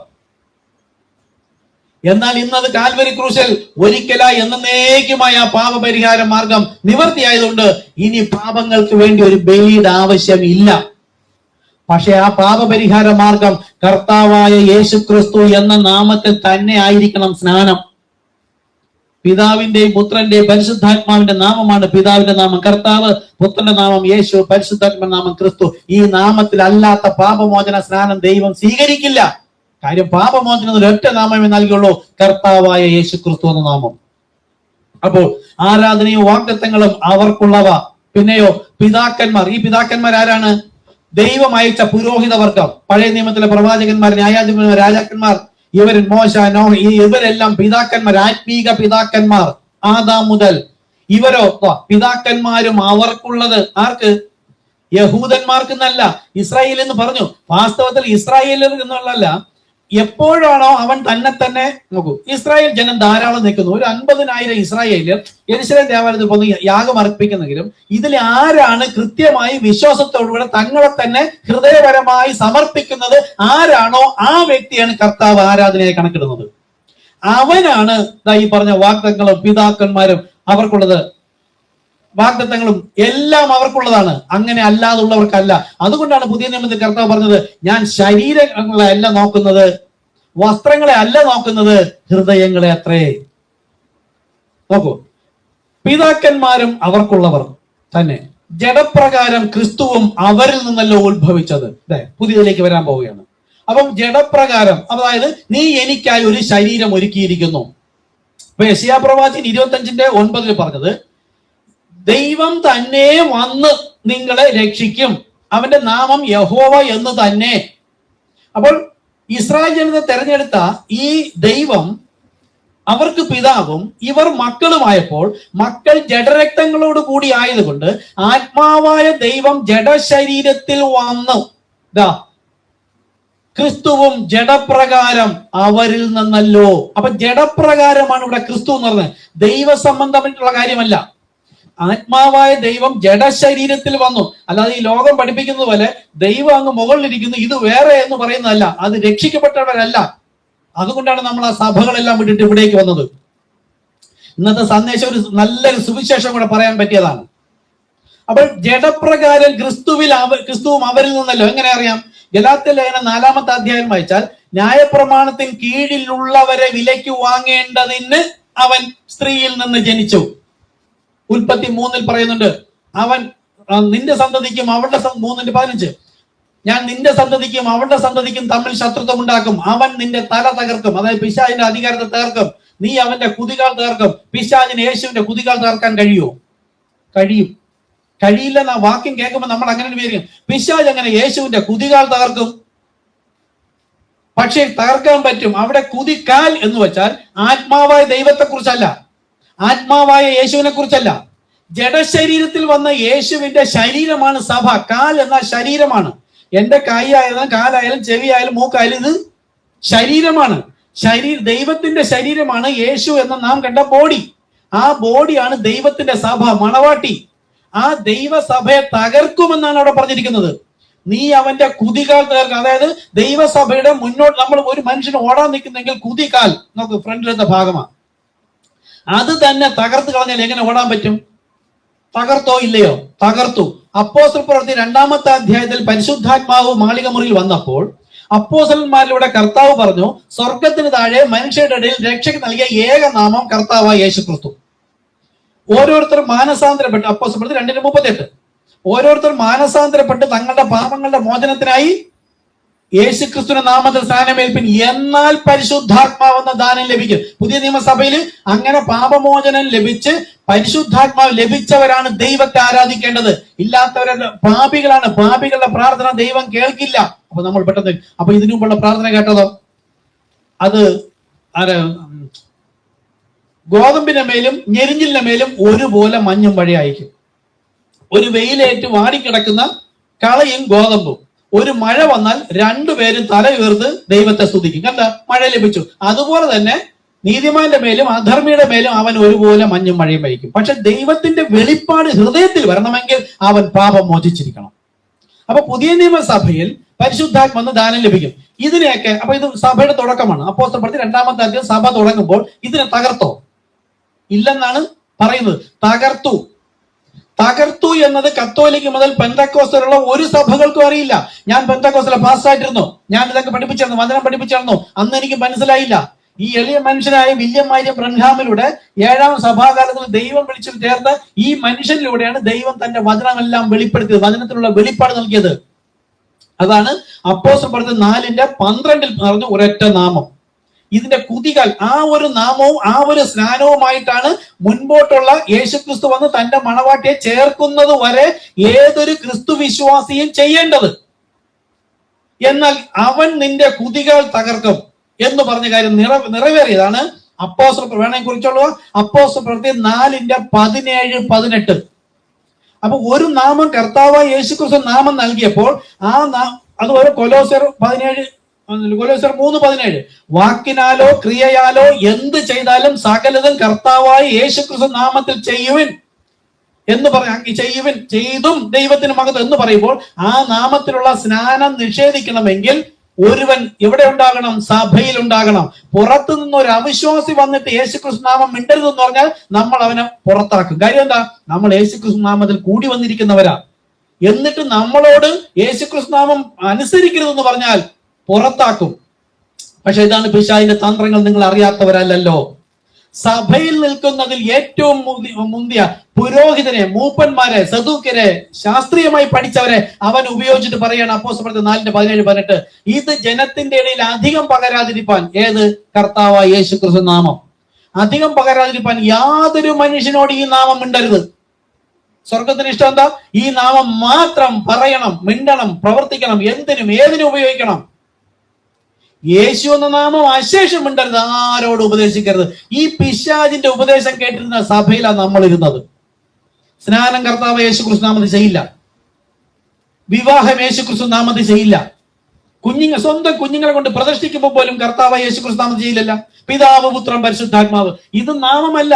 നമ്മൾ പിതാവാണ്, നമ്മൾ മാതാവാണ്, നമ്മൾ സഹോദരനാണ്, സഹോദരിയാണ്. അപ്പൊ നമ്മുടെ പേര് മറ്റൊന്നുണ്ട്. അതുപോലെ സ്വർഗം നമുക്ക് നൽകിയ ഒരേ ഒരു നാമം കർത്താവായ യേശുക്രിസ്തു. അവൻ നിന്റെ കുതികാൽ തകർക്കും. അത് തകർത്ത് കഴിഞ്ഞു. ഇതുകൂടെ മനസ്സിലാക്കിയപ്പോഴാണ് സംഘടനാ സഭ വിട്ടിട്ട് നമ്മൾ ഇങ്ങോട്ട് വന്നത്. ഇവിടെ നാമത്താൽ കെട്ടപ്പെടുന്നു. നമുക്ക് റോമർ 6-ാമത്തെ അധ്യായത്തിൽ പറയുന്നു, പുനരുത്ഥാനത്തിൽ ഒരാൾ ഉണ്ടാകണമെങ്കിൽ അവൻ പരിശുദ്ധാത്മാവിൽ മരിക്കുകയും യേശുക്രിസ്തുവിനോടുകൂടെ മരിച്ചുവെങ്കിൽ നിങ്ങൾ അവനോടുകൂടെ കുഴിച്ചിടപ്പെടണം. ഒരു മരിച്ച വ്യക്തിയുടെ അടക്ക ശുശ്രൂഷ കർത്താവായി യേശുക്രിസ്തു നാമത്തിലായിരിക്കണം. നിങ്ങൾ ഇനി ശ്രദ്ധിച്ചു നോക്കൂ, ഏതെങ്കിലും ഒരു ക്രിസ്ത്യാനി എന്ന് പറയുന്നവരുടെ മരണ അടക്ക ശുശ്രൂഷ യേശുക്രിസ്തു നാമത്തിൽ ചെയ്യാറില്ല. ഒരു പിടി മണ്ണോ പൂവോ എടുത്തിട്ട് പിതാവിന്റെ പുത്രന്റെ പരിശുദ്ധാത്മാവിന്റെ സാത്താനാണ്. ഈ അടുത്ത സമയത്ത് എന്റെ ഒരു ആന്റി മരിച്ച സമയത്ത് അവര് വിശ്വാസ സ്നാനം സ്വീകരിച്ചിട്ടില്ല, എങ്കിലും കുഴിക്കലിൽ ഞാനുണ്ടായിരുന്നു. ഞാൻ അതിനെ ക്യാൻസൽ ചെയ്തിട്ട് കർത്താവായി യേശുക്രിസ്തു നാമത്തിൽ സ്നാനപ്പെടുത്തുന്നു, അല്ല കുഴിച്ചിടുന്നു എന്ന് പറഞ്ഞു. എന്താ, അതിന് 2 ദിവസം മുമ്പ് അവിടെ പ്രാർത്ഥിക്കാൻ പോയി. ക്യാൻസർ രോഗമായിരുന്നു, വയറൊക്കെ ഇങ്ങനെ വീർത്തിരുന്നു. 2 ദിവസം മുമ്പ് പ്രാർത്ഥിച്ചപ്പോ ആന്റിയെ കൊണ്ട് പാപം ഏറ്റു പറഞ്ഞുപേക്ഷിച്ചു. ഓരോ കാര്യങ്ങളും ഏറ്റു പറഞ്ഞുപേക്ഷിച്ചു. അത് പാപം മോചിക്കപ്പെട്ടു. പിന്നെ എഴുന്നേറ്റ് വരാൻ നിവൃത്തിയില്ലായിരുന്നു. ആ കിടക്കൽ തന്നെ വയറ് വീർത്ത് കിടന്നു. 2 ദിവസം കഴിഞ്ഞപ്പോൾ ആന്റി മരിച്ചു. ആ ഏറ്റു പറഞ്ഞുപേക്ഷിക്കുമ്പോൾ കണ്ണൊക്കെ നിറഞ്ഞു. അതായത് ഉള്ളിലൊരു പാപബോധം വന്നു. അതുകൊണ്ട് നീതീകരിക്കപ്പെട്ടവരുടെ ഇടയിലെങ്കിലും കർത്താവ് കണക്കാക്കുമെന്നുള്ളത് കൊണ്ട് ആ മരണ ശുശ്രൂഷയിൽ അത് പറഞ്ഞപ്പോൾ ഞാൻ സാത്താനെ നിന്നെ ഞാൻ യേശുക്രിസ്തു നാമത്തിൽ ക്യാൻസൽ ചെയ്യുന്നു പറഞ്ഞിട്ട് ഈ ആന്റിയെ കർത്താവ് യേശുക്രിസ്തു നാമത്തിൽ അടക്കം ചെയ്യുന്നു ഞാൻ പറഞ്ഞു. പല വിവാഹങ്ങൾക്ക് ഞാൻ അങ്ങനെ പറഞ്ഞിട്ടുണ്ട്. അതിനൊരു അധികാരം വേണം നമുക്ക്, അത് ബോധം വേണം. അത് അങ്ങനെ തന്നെ നടക്കും. ഭാവിയിൽ ആ വ്യക്തി എവിടെയെങ്കിലും പോയി കർത്താവിന്റെ നാമത്തിൽ അനുഗ്രഹിക്കപ്പെടും. അപ്പോൾ ഇത് അശേഷം മിണ്ടരുത്, ആരോടും പറയരുതെന്ന് പറഞ്ഞ ഉൽപ്പത്തി 3:15 മുതൽ പറഞ്ഞത്, അവൻ നിന്റെ കുതികാൽ, യേശുവിന്റെ കാൽ ആണ്, ശരീരമാണ് സഭ. സഭയുടെ അപ്പോസ്തല പ്രവൃത്തി മുതൽ പരിശുദ്ധാത്മാവിനാൽ തുടങ്ങിയ സഭയുടെ ഗതി തകർത്ത് കളഞ്ഞിരിക്കുന്നു. താഴോട്ട് ഞാൻ പറയാം, ഇന്ന് പൂർത്തിയാക്കാൻ പറ്റില്ലെങ്കിലും നോക്കാം, എടുക്കാം. എന്തായിരിക്കണം പുതിയ നിയമസഭയുടെ വിശ്വാസം നോക്കൂ. അപ്പൊ പഴയ നിയമത്തിൽ ഈ പറഞ്ഞിരുന്ന വാഗ്ദത്തങ്ങളും അനുഗ്രഹങ്ങളും എല്ലാം നമുക്ക് വന്ന് ചേർന്ന് നമ്മൾ വിശ്വസിക്കുന്നു. എങ്ങനെ എന്നാണ് അടുത്തെടുക്കാൻ പോകുന്നത് നോക്കാം. എന്നാൽ ജാതികൾ എങ്ങനെയുള്ളവരാണ്? എഫേസ്യ ലേഖനം പറയുന്നു, നമ്മളാണ് ഇത്രയും നേരം പഠിപ്പിച്ച യഹൂദന്മാർ, കർത്താവും പിതാവും യാഗങ്ങളും അനുഗ്രഹങ്ങളും എല്ലാം അവർക്കുള്ളവർ. നമ്മൾ എങ്ങനെ ആദ്യം പറയണം? അക്കാലത്ത് അവർക്ക് ആ കൽപ്പനകൾ കൊടുത്ത കാലത്ത് നിങ്ങൾ ക്രിസ്തുവിനെ കൂടാതെയുള്ളവരും, അതായത് പരിശുദ്ധാത്മാവ് പ്രാപിക്കുകയോ ദൈവവുമായിട്ട് അല്ലെങ്കിൽ യേശുവുമായിട്ട് ഒരു ബന്ധവും ഇല്ലാത്തവരാണ്. ക്രിസ്തുവിനെ കൂടാതെയുള്ളവരും ഇസ്രായേൽ പൗരതയോട് സംബന്ധമില്ലാത്തവരും. ഇത് പൗലോസ് പറയുന്നതല്ല, ദൈവം ദൈവമാണ്. പരിശുദ്ധാത്മാവ് സംസാരിക്കുകയാണ്, ജാതികളായ സഭക്കാരോട് പറയുകയാണ്, അക്കാലത്ത് നിങ്ങൾ ക്രിസ്തുവിനെ കൂടാതെയുള്ളവരും ഇസ്രായേൽ പൗരതയോട് സംബന്ധമില്ലാത്തവരും വാഗ്ദത്തത്തിന്റെ നിയമങ്ങൾക്ക് അന്യരും പ്രത്യാശയില്ലാത്തവരും ലോകത്തിൽ ദൈവമില്ലാത്തവരുമായിരുന്നു എന്ന് ഓർത്തുകൊള്ളുവിൻ. അതായത് ഇന്ന് നാം സഭയിൽ വന്നിരിക്കുന്നത് ദൈവകൃപയാൽ മാത്രം. നമുക്ക് നിഗളിക്കാനോ ദൈവം എന്നെ വിളിച്ചു ഞാൻ നിൽക്കുന്നു എന്ന് പറയാനോ ഒരു യോഗ്യതയും ഇല്ല. അങ്ങനെ എന്തെങ്കിലും ഉണ്ടെന്ന് തോന്നുന്നുവെങ്കിൽ നിൽക്കുന്നു എന്ന് പറയുന്നവൻ വീഴാതിരിക്കാൻ നോക്കട്ടെ. നിങ്ങൾ എന്നെ തിരഞ്ഞെടുത്തു എന്നല്ല, ഞാൻ നിങ്ങളെ തിരഞ്ഞെടുത്തു ആക്കി വെച്ചത് എന്തിനാ? ഫലം കായ്ക്കേണ്ടതിന്. ആ ദൈവത്തിന് മഹത്വം കൊടുത്തുകൊണ്ട് എളിമയിൽ താഴ്മയിൽ പോകുന്നുവെങ്കിൽ മാത്രമേ നിൽക്കാൻ കഴിയൂ. അപ്പോൾ നമ്മൾ ലോകത്ത് തന്നെ എവിടെ ലോകം എന്ന് പറഞ്ഞാൽ എവിടെ? യേശു പറഞ്ഞത് ലോകം സഭയാണ്. യേശു അവിടുത്തെ അന്നത്തെ ദൈവവിശ്വാസി ആയിരുന്നതിൽ കുറച്ചുപേരെ തിരഞ്ഞെടുത്തപ്പോൾ, നിങ്ങൾ ലോകക്കാരായിരുന്നുവെങ്കിൽ ലോകക്കാർ നിങ്ങളെ സ്നേഹിക്കുമായിരുന്നു. ഇവരെ പഴിച്ചത് ആരാണ്? പാപികളാണോ? അല്ല. ഈ ലോകത്ത് അതല്ലെങ്കിൽ യേശു ക്രിസ്തുവിൽ വിശ്വസിക്കാത്ത, യെരുശലേം ദേവാലയത്തിൽ വിശ്വസിക്കാത്ത ജനമല്ല യേശു തിരഞ്ഞെടുത്തവർ ഉപദ്രവിച്ചത്, സഭക്കാരെന്ന് അവകാശപ്പെട്ടവർ. ദൈവസഭയുടെ ജനം, ദൈവത്തിന്റെ ജനമെന്ന് അവകാശപ്പെട്ടവരാണ് യേശുവിനെയും യേശുവിന്റെ കൂടെയുള്ളവരെ ഉപദ്രവിച്ചത്. ഇന്ന് നമ്മളെ ഉപദ്രവിക്കുന്നത് പോലെ ഇന്നത്തെ സഭകൾ, കത്തോലിക്ക മുതൽ പെന്തക്കോസ്തൽ സഭകൾ, അവരാണ് ദൈവത്തിന്റെ മക്കൾ എന്ന് പറയുകയും യേശുക്രിസ്തു അവരുടെ ഭർത്താവാണെന്നും യേശുവേ യേശുവേ എന്ന് 24 മണിക്കൂർ വിളിക്കുകയും ചെയ്യുന്നവരുത്. സ്നാനം കർത്താവായി യേശുക്രിസ്തു നാമത്തെന്ന് പറഞ്ഞാൽ മാത്രം മതി അവരുടെ ഉള്ളിലെ ഭൂതമാണെന്ന് തിരിച്ചറിയാൻ പറ്റും. നമുക്കേ അറിയാൻ പറ്റുള്ളൂ, അവർക്കറിയാൻ പറ്റില്ല. ഈ ലൈവ് കാണുന്ന ആരെങ്കിലും നിങ്ങളുടെ പുരോഹിതന്മാരടുത്തൊന്ന് പറഞ്ഞു നോക്കൂ, ഏതെങ്കിലും വിശ്വാസികൾ പറഞ്ഞു നോക്കൂ, സ്നാനം കർത്താവായ യേശുക്രിസ്തു നാമത്തിലാണെന്ന്. നിങ്ങൾ അവരെ അവിടെ നിന്ന് അടിച്ച് ഓടിക്കും. അവരുടെ ഉള്ളിൽ ഭൂതമാണ്. ഈ അപ്പോസ്തലന്മാരുടെ ഉള്ളിൽ വന്ന ഈ യേശുക്രിസ്തു തന്നെയായ ആത്മാവല്ല. നോക്കൂ, ലോകത്തിൽ ദൈവമില്ലാത്തവരുമായിരുന്നു എന്ന് ഓർത്തുകൊള്ളുവിൻ. അടുത്ത്, മുമ്പ് എങ്ങനെ, ഇപ്പോഴെങ്ങനെ? മുമ്പേ ദൂരസ്ഥരായിരുന്ന നിങ്ങൾ, കണ്ടോ, സഭയിലിരിക്കുന്ന ജനങ്ങളോട്, ബൈബിൾ എടുത്ത് വായിക്കുന്ന എല്ലാവരോടല്ല, ഈ വിശ്വാസ സ്നാനം സ്വീകരിച്ച് കർത്താവായ യേശുക്രിസ്തു നാമത്തിൽ പുതിയ നിയമസഭയുടെ സ്നാനം സ്വീകരിച്ച് സഭയിൽ വന്നിരിക്കുന്നവരോട് പറയാണ്, പണ്ട് ലോകക്കാരായിരുന്നു, ലോകത്തിന് ദൈവമില്ലാത്തവർ, അന്യരും പരദേശിയും, പിന്നെ അതിലൊരു വാക്ക് ശ്രദ്ധിച്ചില്ല, പ്രത്യാശയില്ലാത്ത, ഇതിനാണ് ഞാൻ ഓരോ കളർ പെട്ടെന്ന് പറയാൻ, വാഗ്ദത്തത്തിന്റെ നിയമങ്ങൾക്ക് അന്യരും, അത് പറയാൻ മറന്നതാണ്. എന്താണ്? ദൈവം സകലതും വാഗ്ദത്തം ചെയ്ത് ഇസ്രായേൽ ജനത്തിനാണ് എന്ന് നമ്മൾ നോക്കുമ്പോൾ ഇന്ന് കാണുന്ന ഇസ്രായേൽ ജനങ്ങളെല്ലാം അങ്ങനെ അല്ല. പ്രവാചകനോട് വ്യക്തമായി പഠിപ്പിച്ചിട്ടുണ്ട്. ആരാണോ, യഹൂദന്മാരായിരിക്കും, ഈ 12 ഗോത്രത്തിലുള്ള ജനവും തന്നെ, പക്ഷെ ആരാണോ തങ്ങളെ തന്നെ ഹൃദയം പൂർണ്ണമായും ക്രിസ്തുവിന് വിട്ടുകൊടുത്തിട്ടുണ്ട്, ഇനി എന്നിൽ ഞാനല്ല കർത്താവെ അങ്ങാണ് എന്ന് പറഞ്ഞുകൊണ്ട് ഓരോന്നും ദൈവ ഇഷ്ടപ്രകാരം പറയുകയും പ്രവർത്തിക്കുകയും കാണുകയും നോക്കുകയും ചെയ്യുന്ന വ്യക്തിയാണ് ഇസ്രായേലിയൻ. അങ്ങനെയുള്ള ഒരുവനാണ് കർത്താവ് കണ്ടു, ഇതാ സാക്ഷാൽ ഇസ്രായേലിയൻ, ഇവനിൽ കപടമില്ല. ആരെ? നാഥാനിയേലിനെ കണ്ടിട്ട് പറഞ്ഞത്. നമ്മളെ കണ്ടാ പറയോ ഇന്ന് യേശു? പറയില്ല. എന്നെ കണ്ടാലും പറയില്ല. നമ്മളെല്ലാം ഈ പറഞ്ഞ പ്രത്യാശയോടുകൂടി പോവുകയാണ്. നമ്മുടെ വാക്ക്, നോട്ടം, ചിന്ത, കാണുന്നതും കേൾക്കുന്നതും പ്രവർത്തിക്കുന്നതും, ഒരാൾ എന്തെങ്കിലും പറഞ്ഞാൽ മറുപടി പറയാൻ നമ്മൾ പോവില്ല. യേശു എന്ത് പറഞ്ഞ്? അവൻ നമ്മുടെ ശത്രുവാണേ. നമുക്കെതിരെ വരുന്നവൻ, കർത്താവിൽ വിശ്വസിക്കുന്ന നമുക്കെതിരെ വിശ്വാസ സംബന്ധമായോ നീ സ്നാനപ്പെട്ട് അങ്ങ് സഭയിൽ പോയിരിക്കുന്നു, അല്ലെങ്കിൽ നീ കമ്മലുമാല ഉപേക്ഷിച്ചു, അല്ല നിന്റെ വസ്ത്രത്തിന്റെ രീതി ഇങ്ങനെയാണ്, നിന്റെ സഭ ഇങ്ങനെ പഠിപ്പിക്കുന്നു എന്ന് പറഞ്ഞാൽ അവൻ ആരുടെ ശത്രു? എന്റെ അല്ല, ക്രിസ്തുവിന്റെ ശത്രുവാ. അങ്ങനെയെങ്കിൽ നമ്മൾ അടുത്ത് എന്ത് ചെയ്യാൻ പറഞ്ഞിരിക്കുന്നു? അവനെ ഓർത്ത് പ്രാർത്ഥിക്കുമെന്ന്. നമ്മൾ എന്ത് ചെയ്യും? നീ അനുഭവിക്കും. നിന്റെ ദാരിദ്ര്യവും കഷ്ടതയും എന്നോടാണ് പറഞ്ഞത്, എന്നെയാണ് പറഞ്ഞത്, നീ അനുഭവിക്കുമെന്ന് പറഞ്ഞാൽ ഇസ്രായേൽ വാഗ്ദത്തം സംബന്ധിച്ച് അന്യരും പരദേശിയും ലോകത്ത് തന്നെ ദൈവമില്ലാത്തവരും. പക്ഷെ നമ്മൾ എവിടെ ഇരിക്കും? സ്ഥാനപ്പെട്ട് മണവാട്ടിയാണ് സഭയിലിരിക്കും.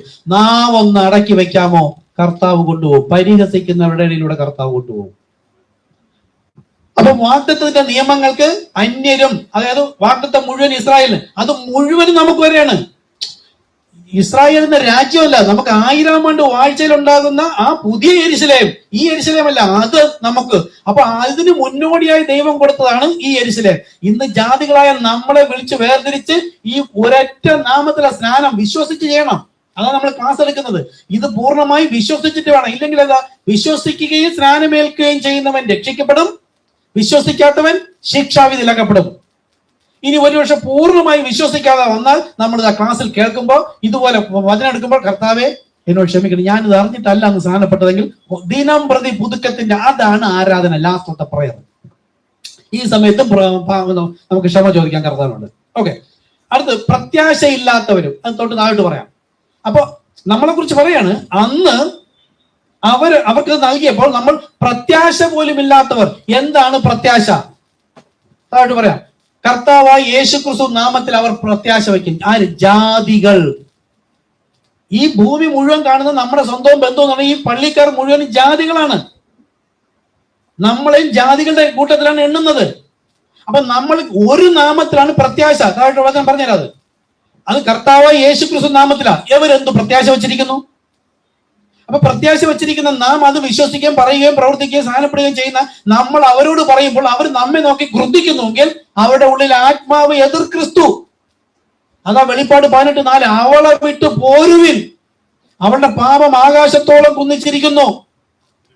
വേറൊരു ശബ്ദം സ്വർഗത്തിൽ നിന്ന് പറയുന്നതായി ഞാൻ കേട്ടത്. വെളിപ്പാട് 18:4, എന്റെ ജനമായുള്ളവരെ. നമ്മൾ അതുകൊണ്ടാണ് ഇത് കേട്ടത്. ഭാവിയല്ലാത്തൊരു മനുഷ്യനെ ദൈവം വിളിക്കുന്നു എനിക്ക് തോന്നുന്നു. ഞാൻ 2 ദിവസം മുമ്പ് ഒരാളുടെ പറഞ്ഞാണ്, ആരെങ്കിലും ഞാൻ ജീവിതത്തിൽ ഒരു പാപവും ചെയ്തിട്ടില്ല എന്ന് പറയുന്നിട്ടും പള്ളിക്കകത്ത് ഇരിക്കണമെന്ന് വിചാരിച്ചോളാം, നിങ്ങളെ ദൈവം വിളിച്ചതല്ല. യേശു വ്യക്തമായി പറഞ്ഞു, ഞാൻ പാപികളെ എത്രയോ തേടി വന്നത്, നീതിമാന്മാരെ പോലും അല്ല. അപ്പൊ ഹൃദയം കൊണ്ടത് വിശ്വസിച്ച് എളിമയിൽ താഴ്മയിൽ പോകുന്നുവെങ്കിൽ ദിനം പ്രതി പുതുക്കത്തിന്റെ ആത്മാവ് പ്രാപിക്കാൻ കർത്താവ് സഹായിക്കും.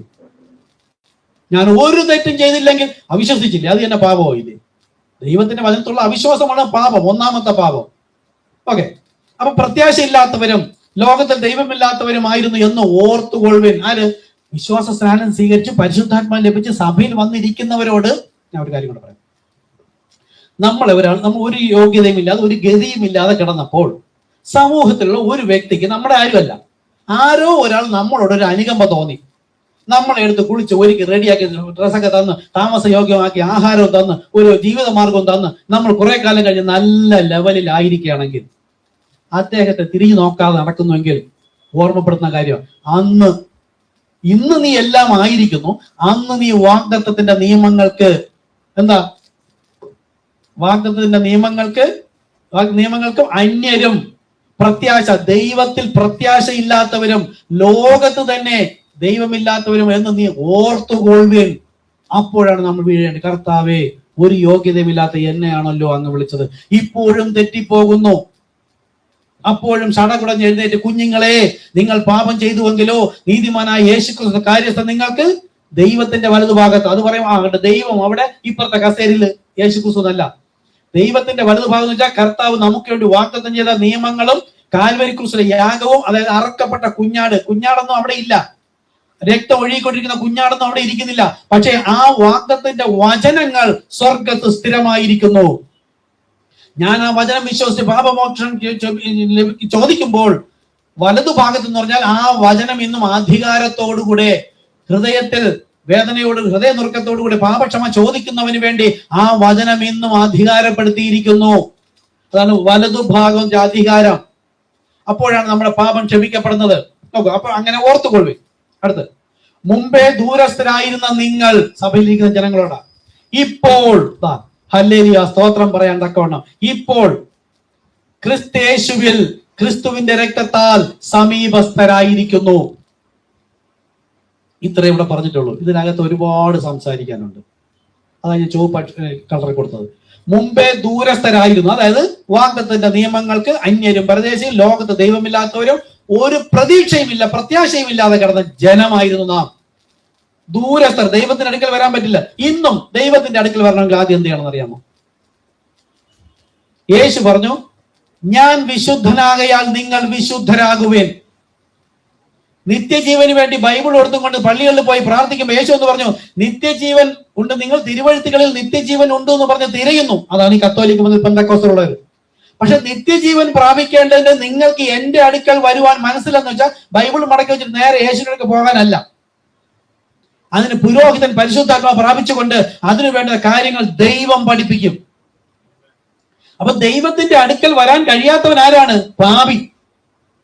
നീ അതിനകത്ത് നിത്യജീവൻ ഉണ്ട്, ഞാൻ പള്ളിയിലാണ്, പരിശുദ്ധാത്മാവുണ്ട്, പ്രാവ് പോലെ തലയിൽ മുകളിൽ കണ്ടു, ഹൃദയത്തിൽ വന്നു, സ്വപ്നം കണ്ടു എന്ന് പറഞ്ഞൊന്നും പോവേന്നില്ല.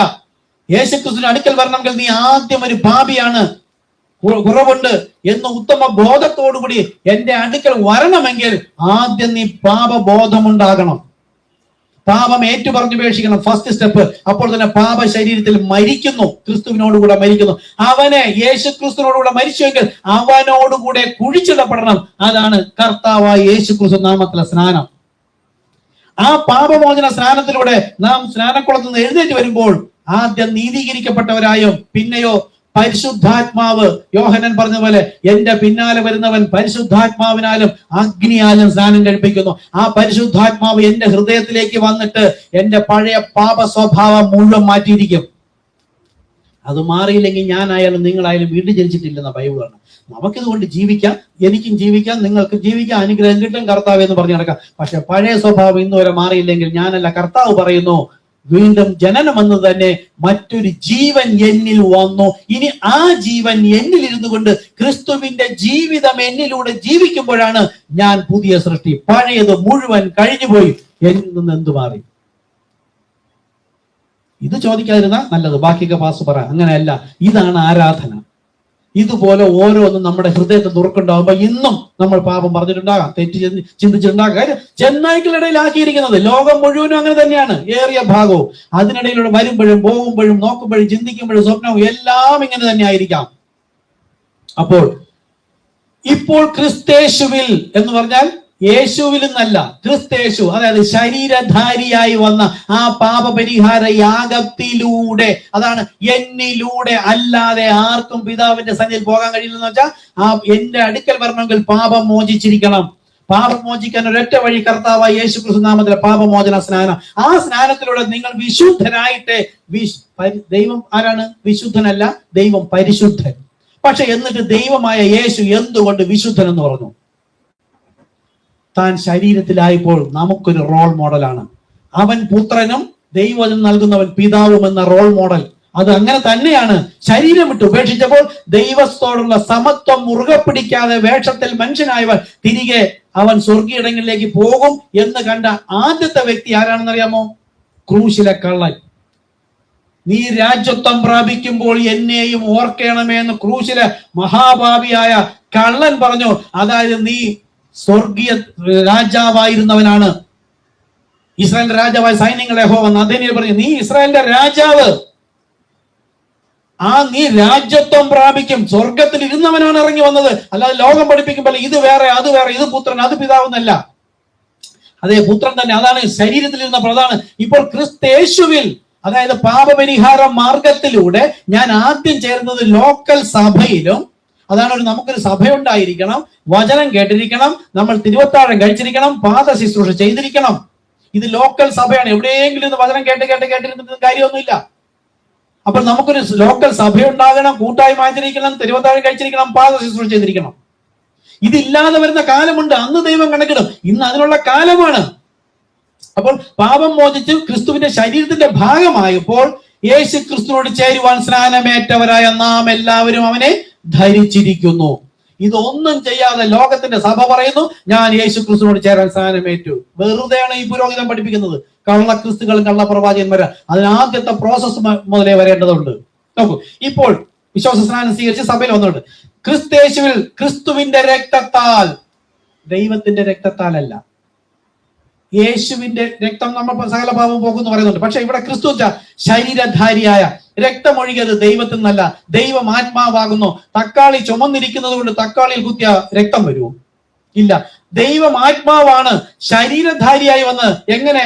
മക്കൾ ജഡ രക്തങ്ങളോടുകൂടി ആയതുകൊണ്ട് ആത്മാവായ ദൈവം, ആ ദൈവമാണ് ഇമ്മാനുവേൽ, വീരനാം ദൈവം, നിത്യ പിതാവ്. ആ ജഡ ശരീരത്തിലാണ് പാപം വഹിച്ചത്, ജഡത്തിലാണ് ശിക്ഷയേറ്റത്, ജഡമാണ് മരിച്ചത്, ദൈവമല്ല മരിച്ചത്.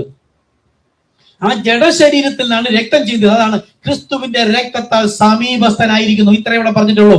ക്രിസ്തുവിന്റെ രക്തത്താൽ നാം ഏറ്റുപറഞ്ഞുപേക്ഷിക്കുമ്പോൾ പാപം മോചിക്കപ്പെടുന്നതിനുള്ള ആ ഫസ്റ്റ് പ്രോസസ്സേ ആവുന്നുള്ളൂ.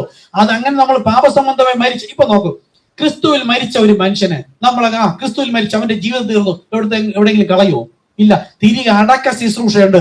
ആ ശുശ്രൂഷയും കർത്താവായ യേശു ക്രിസ്തു, സ്വർഗം നൽകിയ ഒരേ ഒരു നാമം കർത്താവായ യേശു ക്രിസ്തു. ലൈവ് പുതിയതായിട്ട് കാണുന്ന ആരെങ്കിലും ഉണ്ടെങ്കിൽ സുവിശേഷം ഇതാണ് നിങ്ങൾ ബോധ്യമാണെങ്കിൽ നിങ്ങൾ വിളിക്കുക.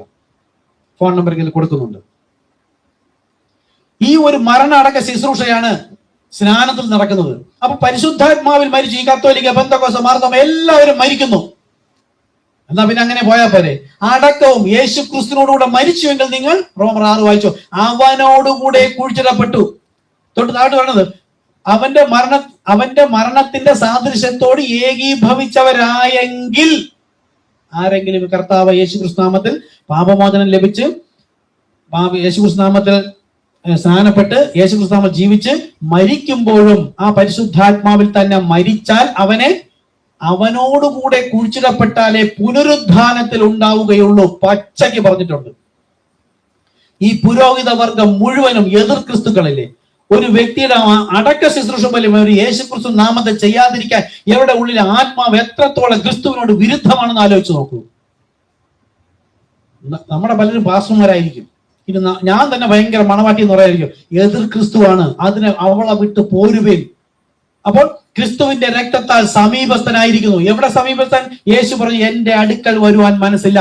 ക്രിസ്തു എന്ന ദൈവസഭ, ലോക്കൽ സഭയിൽ ആദ്യവും പിന്നെ പരിശുദ്ധാത്മാവ് ദിനം പ്രതി ചെത്തി വെടിപ്പാക്കി ആത്മപൂർണനാകുമ്പോൾ നമ്മൾ യേശു ക്രിസ്തു എന്ന ആത്മീക ബോഡിയിലേക്ക് ചേരും. അപ്പോഴാണ് പരിശുദ്ധാത്മ മുദ്രയിടുന്നത്.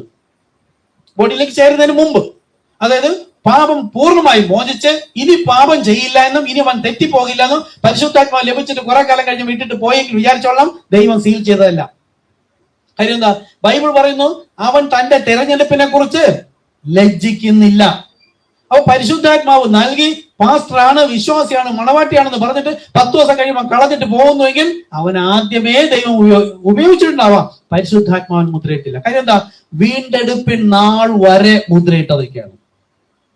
അപ്പോൾ ഓർത്തുകൊള്ളുക, ഇപ്പോൾ സമീപസ്ഥരായിരിക്കുന്നു അവൻ, അത് കർത്താവ് യേശു ക്രിസ്തു, നമ്മുടെ സമാധാനം.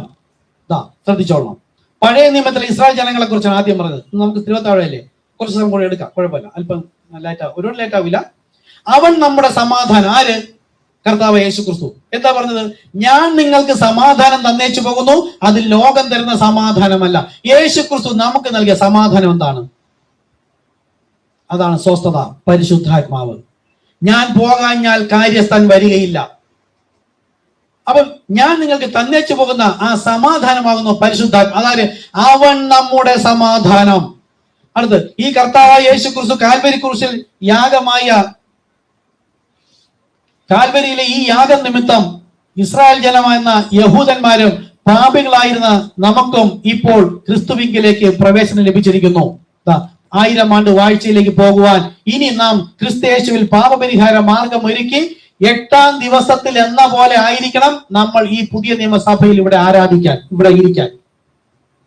യേശു ക്രിസ്തു മുൻപിൽ നിൽക്കുന്ന അതേ ഗൗരവം ഉണ്ടാവണം. അവിടെ യേശു ക്രിസ്തു നമ്മുടെ ഉണ്ടാവില്ല. കുഞ്ഞാട് കാന്തനും ഒരുമിച്ചല്ലേ നടക്കുന്നത്. നമുക്ക് ഇവിടെ എന്താ വരാത്തത്? അപ്പോഴാണ് നമ്മൾ ആത്മാവിവേശതയിലാവുന്നത്. ആത്മാവ് എമ്മാവൂസിലേക്ക് പോയവരുടെ ഹൃദയം കത്തിക്കൊണ്ടിരുന്നത് പോലെ കത്തിക്കൊണ്ടിരിക്കുന്നത്. അപ്പോൾ പഴയ നിയമത്തിൽ അവർക്ക് ഹനനയാകും, ഭോജനയാകും, പാനീയാകും അർപ്പിച്ചെങ്കിൽ അത് യേശു ക്രിസ്തു ഒരിക്കലേ കഴിച്ച ശരീരയാകത്താൽ നമുക്ക് ജാതികൾ നമ്മൾ അതേ യാഗം, അത് വചനം എടുക്കാം, എബ്രായ ലേഖനം.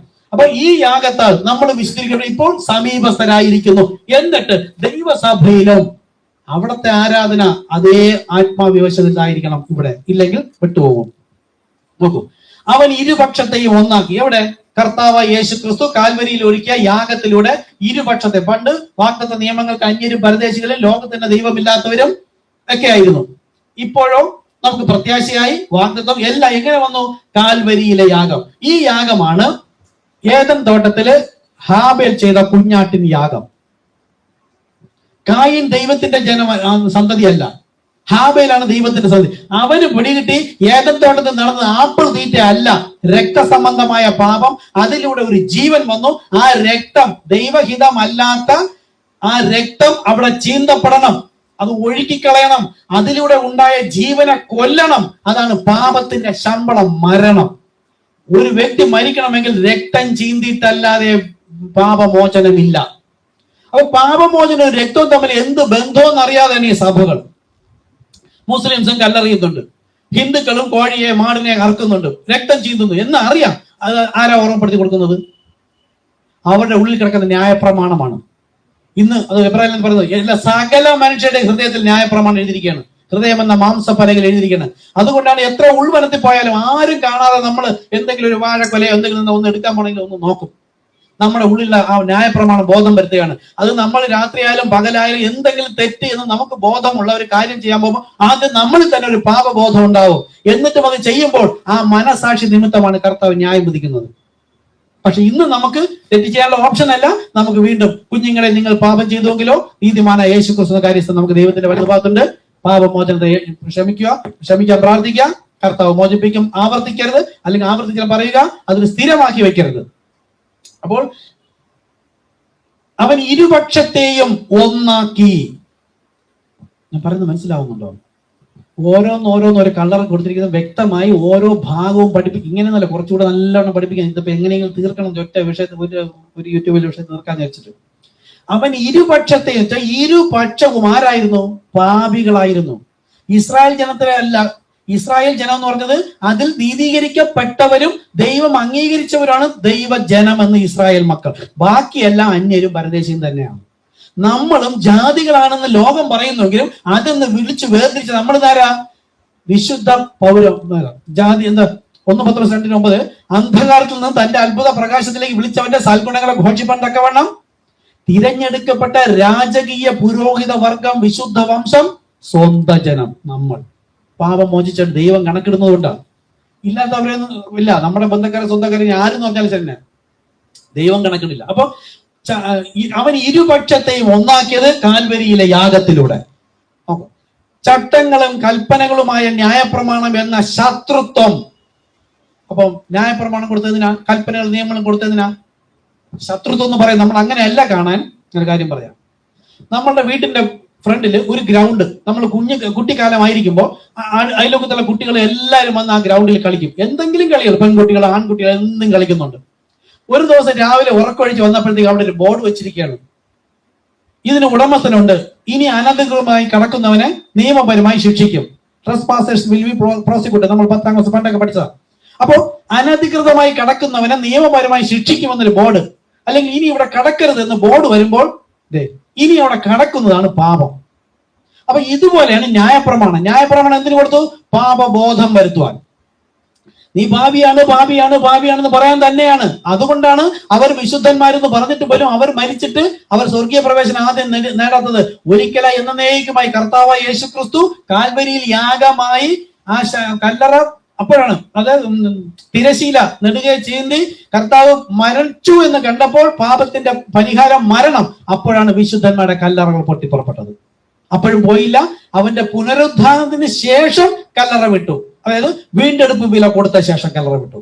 അപ്പോൾ ഇവിടെയും ചട്ടങ്ങളും കൽപ്പനകളും ന്യായപ്രമാണം എന്ന ശത്രുത്വം എന്ന് പറഞ്ഞാൽ അതാണ് എന്നെ പാപബോധം വരുത്തുന്നത്. നമ്മുടെ എല്ലാവരുടെ ഹൃദയത്തിൽ നിന്ന് ന്യായപ്രമാണമുണ്ട്. പുതിയ നിയമസഭയ്ക്ക് ന്യായപ്രമാണം ഇല്ലാതില്ല, അത് ഹൃദയത്തിലാണ്. എങ്ങനെ? തന്റെ ജഡത്താൽ നീക്കി. അതാണ് കൊലോസ്യർ 2:14. വാഴ്ചകളെ അധികാരങ്ങളെ സർവായുധ വർഗം കീഴ്വെപ്പിച്ച് അവരുടെ മേൽ ജയോത്സവം കൊണ്ടാടി അവൻ നമ്മുടെ ഇരുപക്ഷത്തെയും ഒന്നാക്കി. അപ്പൊ കർത്താവായ യേശു ക്രിസ്തു പിശാചിന്റെ തലയെ തകർക്കുന്ന അവിടെ ഉൽപ്പത്തി 3:15 പറഞ്ഞില്ലേ, അവൻ നിന്റെ തല തകർക്കും. തല മീൻസ് അധികാരം. ഈ സ്ത്രീയുടെ സന്തതിയായ കർത്താവ് യേശു ക്രിസ്തു സാത്താന്റെ തലയെ തകർക്കും. ഉൽപ്പത്തി 3:15. സ്ത്രീയുടെ സന്തതി സർപ്പത്തിന്റെ തല തകർത്തു. അപ്പോഴാണ് പറയുന്നത് അവൻ നിന്റെ തല തകർക്കും, പക്ഷെ നീയോ സാത്താനെ, നീ അവന്റെ കുതികാൽ തകർക്കും. അതാണ് ശരീരം, സഭ. ദൈവസഭയെ തകർത്ത് കളഞ്ഞിരിക്കുകയാണ്. ഒരു വിശ്വാസം, ഒരു സ്നാനം, ഒരു കർത്താവ്, ഒരു ആത്മാവ്, ഒരു ഉപദേശം, ഒരു സഭ, ഒരു സ്നാനം, ഒരു നാമം എന്ന് പറയുമ്പോൾ ഈ ലോകം മുഴുവൻ വ്യത്യസ്തം. ഇത് തകർത്ത് കളഞ്ഞിരിക്കുകയാണ്. അതുകൊണ്ടാണ് കർത്താവ് നമ്മെ അവിടെ നിന്ന് നോക്ക്. നമുക്കിത് മനസ്സിലാവുമായിരുന്നു? നമ്മുടെ കയ്യിലൊക്കെ പണ്ടേ ബൈബിൾ ഇരുന്നതല്ലേ, വായിക്കുന്നതല്ലേ, നമുക്കിതൊന്നും മനസ്സിലായില്ലല്ലോ. അപ്പൊ കാലത്തികവിൽ കർത്തൃ ദിവസത്തിൽ ആത്മവിവശതയിൽ കർത്താവ് എന്റെ ആത്മക്കണ്ണ് തുറന്നു തന്നു. ഇന്നും ഈ ലൈവ് കാണുന്ന പുതിയ ആൾക്കാരുണ്ടെങ്കിൽ നിങ്ങൾക്കും ഇപ്പോൾ കർത്താവ് എന്നെ സഹായിക്കണമെന്ന് പറഞ്ഞാൽ കർത്താവ് നിങ്ങളെ സഹായിക്കും. ഇല്ല, ഇത് കേൾക്കുമ്പോഴൊക്കെ എന്റെ സഭയിൽ ഇത്രയും ജനമുണ്ട്, പുരോഹിതൻ ഇത്രയും വലിയ പാണ്ഡിത്യമുള്ളവനാണ്, ലോകം മുഴുവൻ ഇങ്ങനെയല്ലേ പഠിപ്പിക്കുന്നത് എന്ന് വിചാരിച്ചാൽ അത് തന്നെയാണ് യേശു പറഞ്ഞത്. ഈ കാലം നോഹയുടെ കാലം പോലെ അനേകർ തങ്ങളുടെ നിരൂപണങ്ങളിൽ വീണുപോകും. നോക്കൂ, യേശു ക്രിസ്തു തന്റെ ജഡത്താൽ നീക്കി. നോക്കൂ, വേർപാടിന്റെ നടുച്ചുവർ ഇടിച്ചു കളഞ്ഞു. എന്താ നടിച്ചുവർ? വേർപാട് എന്താണ്?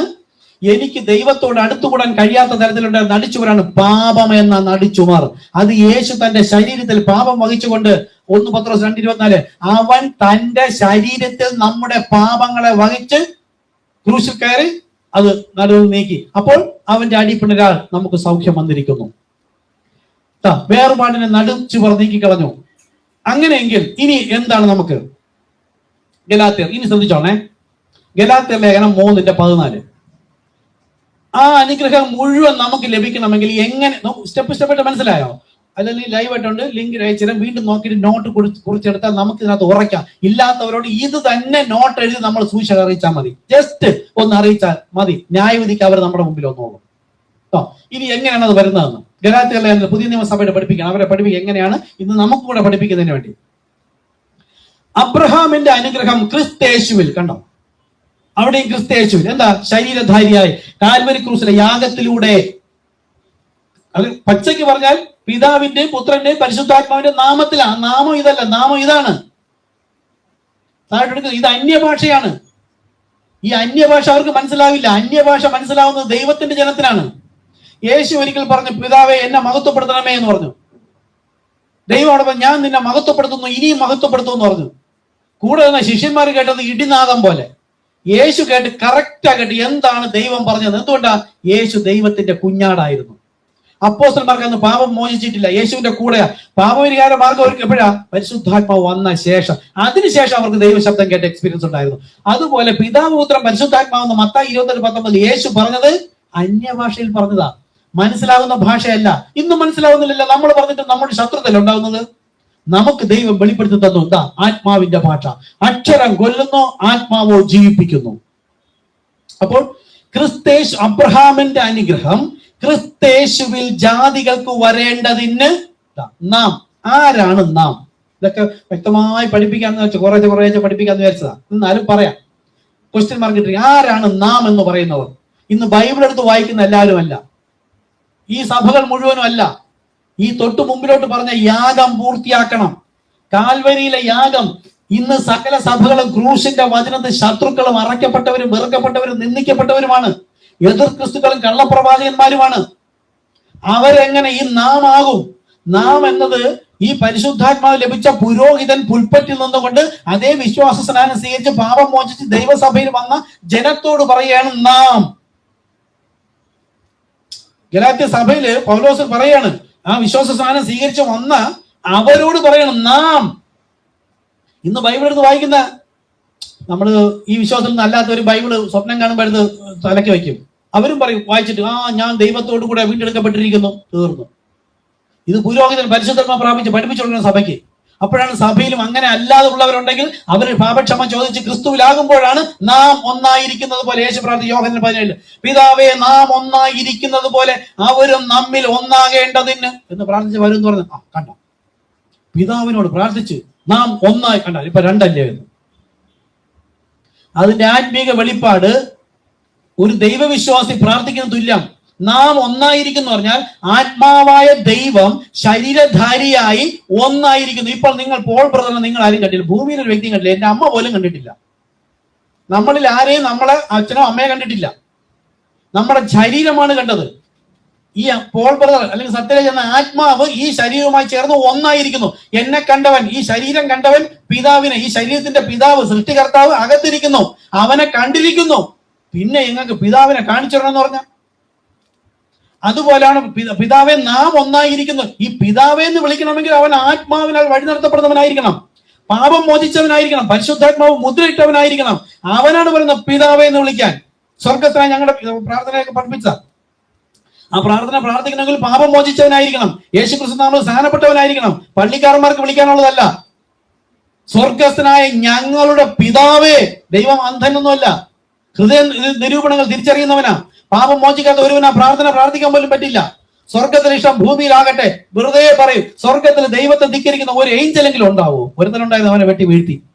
ആ ഒരു ഇഷ്ടപ്രകാരം എന്നെ ഭൂമിയിൽ എനിക്ക് ജീവിക്കണമെന്ന് ഞാൻ ജീവിച്ചു കാണിക്കാനുള്ള ഞാനാണ്. ഞാൻ വചനവിരുദ്ധമായിട്ടാണ് ഞാൻ ജീവിക്കുന്നത്. എന്നിട്ട് എന്നും പ്രാർത്ഥിക്കും സ്വർഗത്തിൽ ഇഷ്ടം ഭൂമിയിൽ ആകണമെന്ന് പറയാനുള്ള അത് ഞാൻ തന്നെ സ്വർഗത്തിന് ഇഷ്ടപ്രകാരം ജീവിക്കാനുള്ളവനാണ്. ഇത് നമ്മൾ എടുത്തോണ്ടിരിക്കുന്നത്. 1000 ആണ്ട് വാഴ്ച പോകണമെങ്കിൽ അവിടുത്തെ ജീവിതവും അവിടുത്തെ വിശ്വാസവും പ്രത്യാശയും ഇവിടെ ഉള്ളവനാണെങ്കിൽ ഇത് കൊണ്ടുപോകുന്ന ദൈവമല്ലേ. എന്റെ വിശ്വാസം എന്ന് പറഞ്ഞാൽ ദൈവം കണക്കിടണ്ടേ, ദൈവമല്ലേ കൊണ്ടുപോകാൻ. ഓക്കെ, അപ്പൊ ജാതികൾക്ക് വരേണ്ടതിന് അതായത് നമുക്ക് നാം പാപം മോചിക്ക അവരോട് നാം ആത്മാവെന്ന വാഗ്ദത്തം കണ്ടോ. ഇതാണ് പാപമോചനത്തിന് ശേഷം ഈ ആത്മാവ്, പരിശുദ്ധാത്മാവ്. നോക്കൂ, അപ്പോസ്തലർ 2:38 കർത്താവായി ഓരോരുത്തർ മാനസാന്തരപ്പെട്ട് തങ്ങളുടെ പാപങ്ങളുടെ മോചനത്തിനായി യേശുക്രിസ്തുവിന്റെ നാമത്തിൽ സ്നാനമേൽപ്പിൻ, എന്നാൽ പരിശുദ്ധാത്മാവ് എന്ന ദാനം ലഭിക്കും. അതാണ് ഇവിടെ ഈ ആത്മാവ്, പരിശുദ്ധാത്മാവ് എന്ന വാഗ്ദത്ത വിഷയം. ലൂക്കോസ് സുവിശേഷം 24:49 വായിക്കാം. എന്റെ പിതാവ് വാഗ്ദത്തം ചെയ്തതിനെ ഞാൻ നിങ്ങളുടെ മേലെ അയക്കും, ആ ശക്തി ധരിക്കുവോളം യെരൂശലേമിൽ പറക്കണ്ട. വാഗ്ദത്ത വിഷയം എന്താണ്? ആത്മാവ്. എങ്ങനെ പ്രാപിച്ചു? വിശ്വാസത്താൽ പ്രാപിപ്പാൻ. എങ്ങനെ വിശ്വാസം എന്ന് പറഞ്ഞാൽ എനിക്ക് വിശ്വാസം എന്നല്ല, അത് കാഴ്ചയാൽ കാണണം. ലോകത്തിന്റെ കണ്ണുകൊണ്ടല്ല, എന്റെ ആത്മക്കണ്ണുകൊണ്ട് ഞാൻ കാണണം.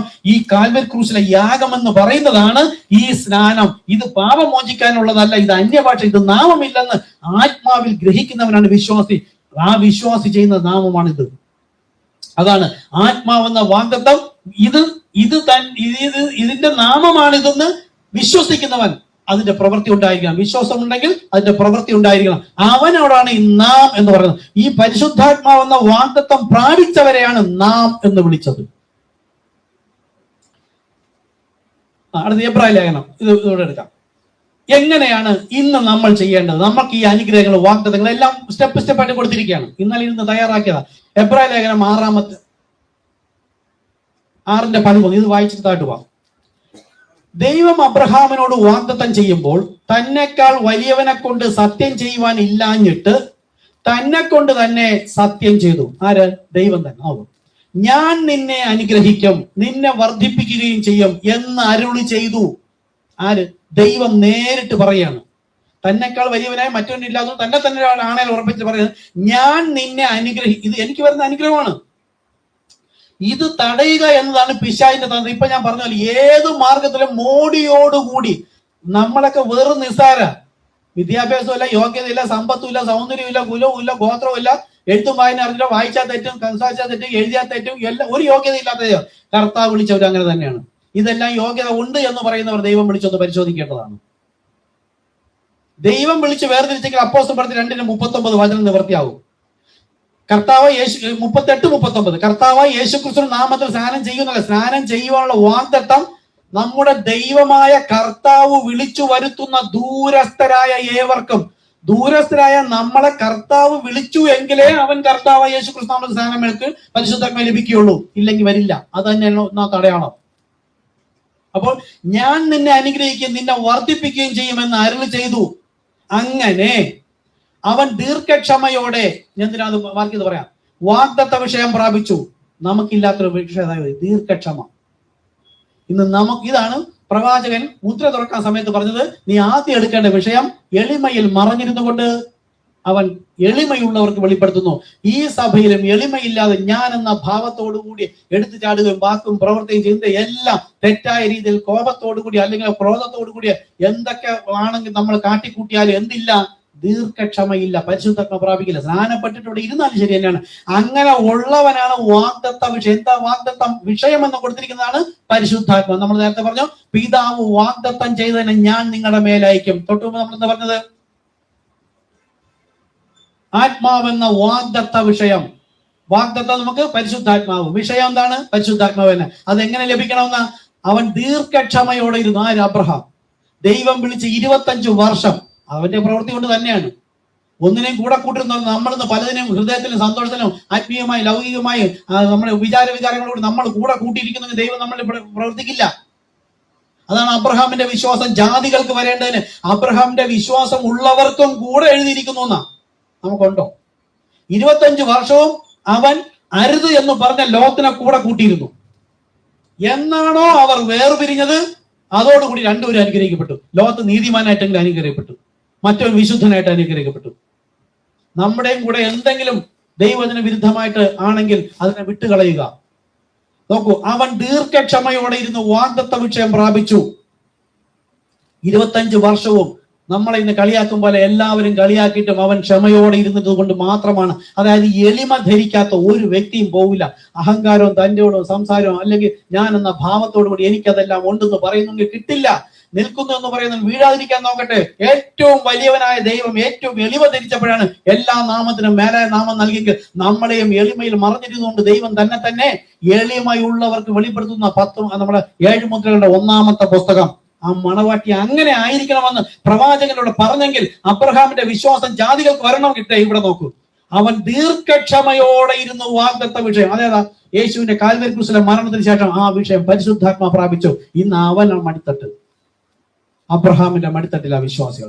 നമ്മളും ആ ഒരു വിശ്വാസത്തിലായിരിക്കണം. ദീർഘക്ഷമ ഉണ്ടായിരിക്കണം, എടുത്തുചാട്ടം ഉണ്ടായിരിക്കരുത്.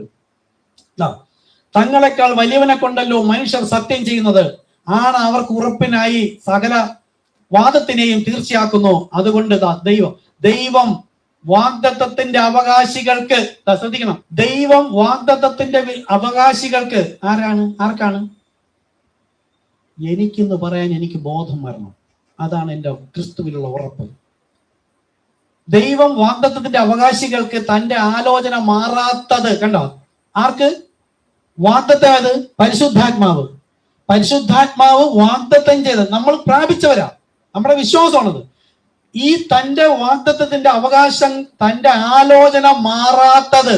ഇനി നമ്മൾ ഭയപ്പെടരുത്. നമ്മൾ ചഞ്ചലിക്കുന്നു, ഭയപ്പെടുന്നു എങ്കിലാണ് ആ പ്രതികൂലം വന്ന് കയറുന്നത്. ദൈവമാണ് വാഗ്ദത്തത്തിന്റെ അവകാശികൾക്ക് ദൈവത്തിന്റെ തന്നെ ആലോചന എന്താ? വചനം. ദൈവമായിരുന്നു. അതാ നമ്മൾ വചന മണവാട്ടിയ കർത്താവിന്റെ ചിന്തയിലുണ്ടായിരുന്ന വ്യക്തിയാണ് നമ്മള്. ഇത് ദൈവം സംസാരിച്ചപ്പോഴും എഴുതിയപ്പോഴും ദൈവവചനമായി ദൈവം ഉരുവാക്കിയതാണ് നമ്മളെ. ആത്മാവ്, ആത്മീക മനുഷ്യൻ. തന്റെ ആലോചന മാറാത്തത് എന്ന അധികം സ്പഷ്ടമായി കാണിപ്പാൻ ഇച്ഛ എന്താ? പിതാവിന്റെ ഇഷ്ടം ഇച്ഛിച്ച് ഒരു ആണയാലും ഉറപ്പ് കൊടുത്തു. ഇനി ഞാൻ എന്റെ വിദ്യാഭ്യാസം ഇല്ലായ്മ, എന്റെ വിവരമില്ലായ്മയിൽ, ഞാൻ പ്രായം കൂടിയ ആളാണ്, രോഗിയാണ്, അവശയാണ്, അല്ലെങ്കിൽ ഞാൻ ഭാവിയാണെന്നും പറഞ്ഞുകൊണ്ടിരിക്കരുത്. ഇത് കണ്ണു തുറന്നൊന്ന് കാണണം. ദൈവം എനിക്ക് വേണ്ടി ആണയാൽ ഉറപ്പിട്ടിട്ട് വാഗ്ദത്തിന്റെ അവകാശികൾക്ക് സ്പഷ്ടമായി കാണിപ്പാൻ. ഈ കാണിക്കണമെന്നുണ്ടെങ്കിൽ ഞാൻ ക്രിസ്തുവിലാകുമ്പോൾ ക്രിസ്തുവിനെ പ്രദർശിപ്പിക്കേണ്ടത് എന്റെ ജീവിതത്തിലൂടെ ക്രിസ്തു വെളിപ്പെടും. പ്രവൃത്തി, വാക്ക്, നോട്ടം, ചിന്ത, പിന്നെ ദൈവത്തിന്റെ പ്രവൃത്തി ഉണ്ടാവും. സുവിശേഷങ്ങൾ മാത്രമല്ല, രോഗസൗഖ്യം ഉണ്ടാവും. എന്റെ രോഗസൗഖ്യം, നമ്മുടെ തന്നെ രോഗസൗഖ്യമായാലും മറ്റൊരു രോഗസൗഖ്യമായാലും ഒരാളുകൊണ്ട് പ്രാർത്ഥിക്കാനായാലും അതെല്ലാം നമ്മളോട് സംഭവിച്ചുകൊണ്ടിരിക്കും. സ്പഷ്ടമായി കാണിക്കാൻ ഇച്ഛിച്ചു ഒരാണയാലും ഉറപ്പ് കൊടുത്തു. നോക്കൂ, അങ്ങനെ നമ്മുടെ മുമ്പിൽ വെച്ചിട്ടുള്ള വീണ്ടും പ്രത്യാശ ശ്രദ്ധിച്ചോളണം. പിടിച്ചുകൊള്ളുവാൻ ശരണത്തിനായി ഓടി വന്ന നാം, ഈ നാം അതുകൂടെ മാർക്കേണ്ട, ഈ നാം എന്നതാണ് നമ്മൾ. ഈ നാമം ഇതിലേക്ക് കടക്കുവാൻ, ദൈവരാജ്യത്തിലേക്ക് കടക്കുവാൻ, ദൈവസഭയിലേക്ക് കടക്കുവാൻ ഒരു വാതിലേ ഉള്ളൂ. അത് ഞാനാകുന്നു വാതിൽ. കർത്താവായ യേശു ക്രിസ്തു എന്ന നാമത്തിലുള്ള ഇതാകുന്നു വാതിൽ. ഈ പാപപരിഹാര മാർഗം എന്ന ഈ നാമത്തിലൂടെ അല്ലാതെ ഒരു വ്യക്തിക്കും ദൈവസഭയുടെ അവകാശമാവുകയില്ല. 1000 ആണ്ട് വാഴ്ചയിൽ പോകാനും കഴിയില്ല. അപ്പോ പ്രത്യാശ നമുക്ക് പ്രത്യാശം പറഞ്ഞില്ല. പിടിച്ചുകൊള്ളുവാൻ ശരണത്തിനായി ഓടി വന്ന നാം മാറിപ്പോകാത്തതും, കണ്ട, എന്റെ തന്നെ ചിന്ത കൊണ്ട് മാറിപ്പോകില്ലേ ഉള്ളൂ. ദൈവവചനത്തെ നിർവീര്യമാക്കാൻ ആർക്കെങ്കിലും കഴിയുമോ? കഴിയും. എനിക്ക് വേണ്ടി ദൈവം നൽകിയ അനുഗ്രഹം എന്റെ ചിന്ത, എന്റെ വിശ്വാസമില്ലായ്മ കൊണ്ട് അത് നിർവീര്യമാക്കാം. ഏദൻ തോട്ടത്തിൽ ദൈവം പറഞ്ഞില്ലേ, നിങ്ങൾ മരിക്കില്ല നിശ്ചയം, പക്ഷെ മരിച്ചല്ലോ. എന്തുകൊണ്ട്? അവരുടെ വ്യർത്ഥമായ നിരൂപണങ്ങളിൽ ഊന്നിയപ്പോൾ, അത് അവിശ്വസിച്ചപ്പോൾ മരിച്ചുവെങ്കിൽ ദൈവം വാഗ്ദത്തം ചെയ്തത് മുഴുവൻ ക്രിസ്തുവിൽ ഊവന്നത്രേ. എന്റെ അവിശ്വാസമെങ്കിൽ അത് വരില്ല. പിന്നെ ഞാൻ വിശ്വാസി എന്ന് പറഞ്ഞിട്ട് ഒന്നും നടക്കുന്നില്ല. വിശ്വാസം, ഞാൻ വിശ്വാസി അല്ലെന്നാ. വാഗ്ദത്തത്തിന്റെ നിയമങ്ങൾക്ക് അന്യന് പരദേശിയുമായിരുന്ന നമ്മെ വിളിച്ച് ഒരു തന്നെക്കാൾ വലിയവനായി മറ്റൊരു ഇല്ലാത്തത് കൊണ്ട് തന്നെ കൊണ്ട് തന്നെ ഒരു ആണയാൽ ഉറപ്പിച്ചു. പിന്നെ നമുക്ക് എന്തുകൊണ്ട് ഇതൊന്നും ലഭിക്കുന്നില്ല? നമ്മൾ ശരിയല്ലാത്തതുകൊണ്ടാണ്. നമ്മൾ മാറാനാണ് സഭയിൽ വരുന്നത്. നോക്കുക, നാം ഓടി വന്നു. അങ്ങനെയാണ് നമ്മൾ വന്നത്. അതെ, ഒരു പ്രത്യാശ. പ്രത്യാശ എന്താണ്? ജാതികൾ അവന്റെ നാമത്തിൽ പ്രത്യാശ. ആ നാമം വഴിയായി ഓടി വന്ന നാം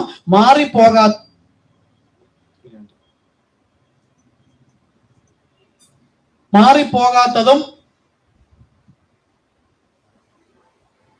ദൈവത്തിന് ഭോഷ്ക് പറയുവാൻ കഴിയാത്തതുമായ, കണ്ടോ, ദൈവം ഉറപ്പ് തന്നെങ്കിൽ ഭോഷനല്ല. അത് ആമേൻ, ക്രിസ്തുവിൽ ഊവന്നത്രേ. 2 കാര്യങ്ങളാൽ ശക്തിയുള്ള പ്രബോധനം പ്രാപിപ്പാൻ ഇട വന്നു. പ്രത്യാശ. അടുത്ത 6:19. ആ പ്രത്യാശ നമുക്ക് ആത്മാവിന്റെ ഒരു നങ്കൂരം തന്നെ. വെറുതെ ഒരു പരിശുദ്ധാത്മാവ് എന്ന് പറഞ്ഞിരിക്കാനല്ല, ആത്മാവിന്റെ ഒരു നങ്കൂരമാണ്. എന്താ ഈ നങ്കൂരം? ഒരു കപ്പൽ കാറ്റിലും കോളിലും പെട്ട് അല്ലെങ്കിൽ വലിയ മഴ വരാൻ പോകുന്നെങ്കിൽ ഈ കപ്പൽ പെട്ടെന്ന് ഓടി പ്രത്യേകിച്ച് ഒരു സ്ഥലത്ത് ചെന്നിട്ട് അത് അവിടെ നങ്കൂരം ഇടും. ഏതെങ്കിലും പാറ ഇടുക്കുകളിലോ എവിടെയെങ്കിലും നല്ല വെയിറ്റ് ഉള്ള ഈ ഇങ്ങനെ യു പോലെ ഇരിക്കും. ഇത് ഇട്ടിട്ട് തിരികെ വലിച്ചു പിടിക്കുമ്പോൾ അത് ഉടക്കും. എവിടെയെങ്കിലും അത് ഉടക്കി കിടക്കും. പിന്നെ ഇളകാത്ത നങ്കൂരം, പിന്നെ അത് ആടിപ്പോകില്ല.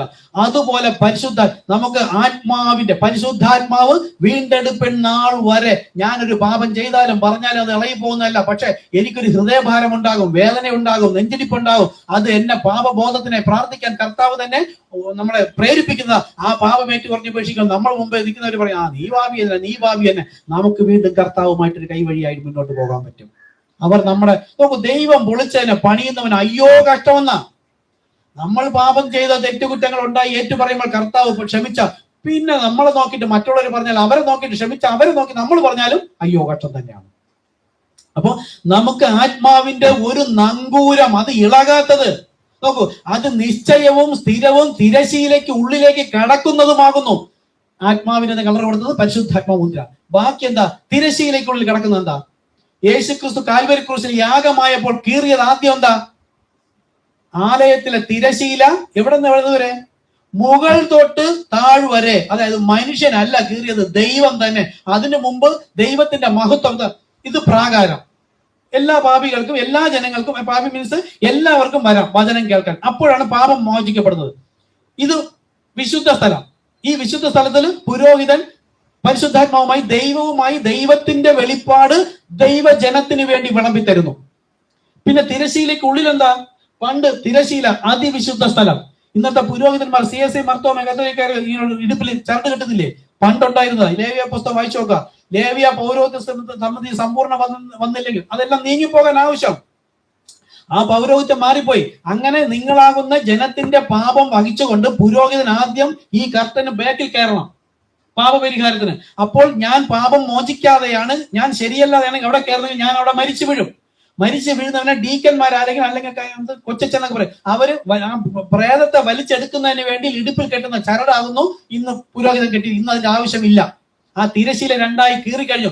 ഇന്ന് തിരശീല കർത്താവായ യേശു ക്രിസ്തു അത് കീറി കാൽവരി ക്രൂശിൽ യാഗമാക്കിയ ശേഷം നാം ഇന്ന് ഇൻ ജീസസ് ക്രൈസ്റ്റ്, ക്രിസ്തു എന്നിലും ഞാൻ ക്രിസ്തുവിലും, അതിലേക്ക് പ്രവേശിക്കാനുള്ള വാഗ്ദത്തമാണ് ആത്മാവെന്ന നങ്കൂരം. ആ വാഗ്ദത്തം ലഭിക്കണമെങ്കിൽ ഒരൊറ്റ നാമമേ ഉള്ളൂ, സ്നാനം. കർത്താവായ യേശു ക്രിസ്തു നാമത്തിൽ സ്നാനമേൽപ്പിൻ, എന്നാൽ പരിശുദ്ധാത്മാവ് എന്ന ദാനം ലഭിക്കും. ബാക്കി പരിശുദ്ധാത്മാവ് ലഭിച്ചു എന്ന് പറയുന്നത് മുഴുവൻ പുറമേ വരും. അവരുടെ മേൽ പരിശുദ്ധാത്മാവ് ഒന്നാ. നമ്മെ പോലെ പരിശുദ്ധാത്മാവ് പ്രാപിച്ചവരെ എന്നാണ് വായിച്ചിട്ടുണ്ടോ? അപ്പോസ്തലർ 10:43 വായിച്ചു നോക്കുക. 48 നമ്മെ പോലെ പരിശുദ്ധാത്മാവ് പ്രാപിച്ചവരെ, പ്രാപിക്കുന്ന അഭിഷേകം വന്നവരെ സ്നാനത്തിൽ വെള്ളം വിലക്കുവാൻ ആർക്കും അധികാരമില്ല. അവരുടെ മേൽ കൈവച്ചു എന്നൊക്കെ ഉണ്ട്. അപ്പൊ പുറമേ വരുന്നത് അഭിഷേകവും അകത്ത് വരണമെങ്കിൽ അവൻ ഹൃദയ പരമാർത്ഥതയോടുകൂടി ഇത് എന്താണെന്ന് നാമം വിശ്വസിച്ചിട്ട് കർത്താവായ യേശു ക്രിസ്തു എന്ന നാമത്തിൽ തന്നെ പാപമോചനം ചെയ്തില്ലെങ്കിൽ അവൻ ക്രൂശിന്റെ വചനം ശത്രുക്കളാ. എനിക്ക് എന്നെ വിശ്വാസിയാക്കാം, പക്ഷെ കർത്താവ് എങ്ങനെ കാണും? ഇടർച്ചയുണ്ട അധർമ്മം പ്രവർത്തിക്കുന്നവരെ. ധർമ്മ പ്രവൃത്തി ഒന്നേ ഉള്ളൂ, കൊലോസ്യർ 3:17. വാക്കിനാലോ ക്രിയയാലോ എന്ത് ചെയ്താലും സകലതും കർത്താവായ യേശുക്രിസ്തു നാമത്തിൽ ചെയ്യും. അതാണ് ധർമ്മ പ്രവൃത്തി.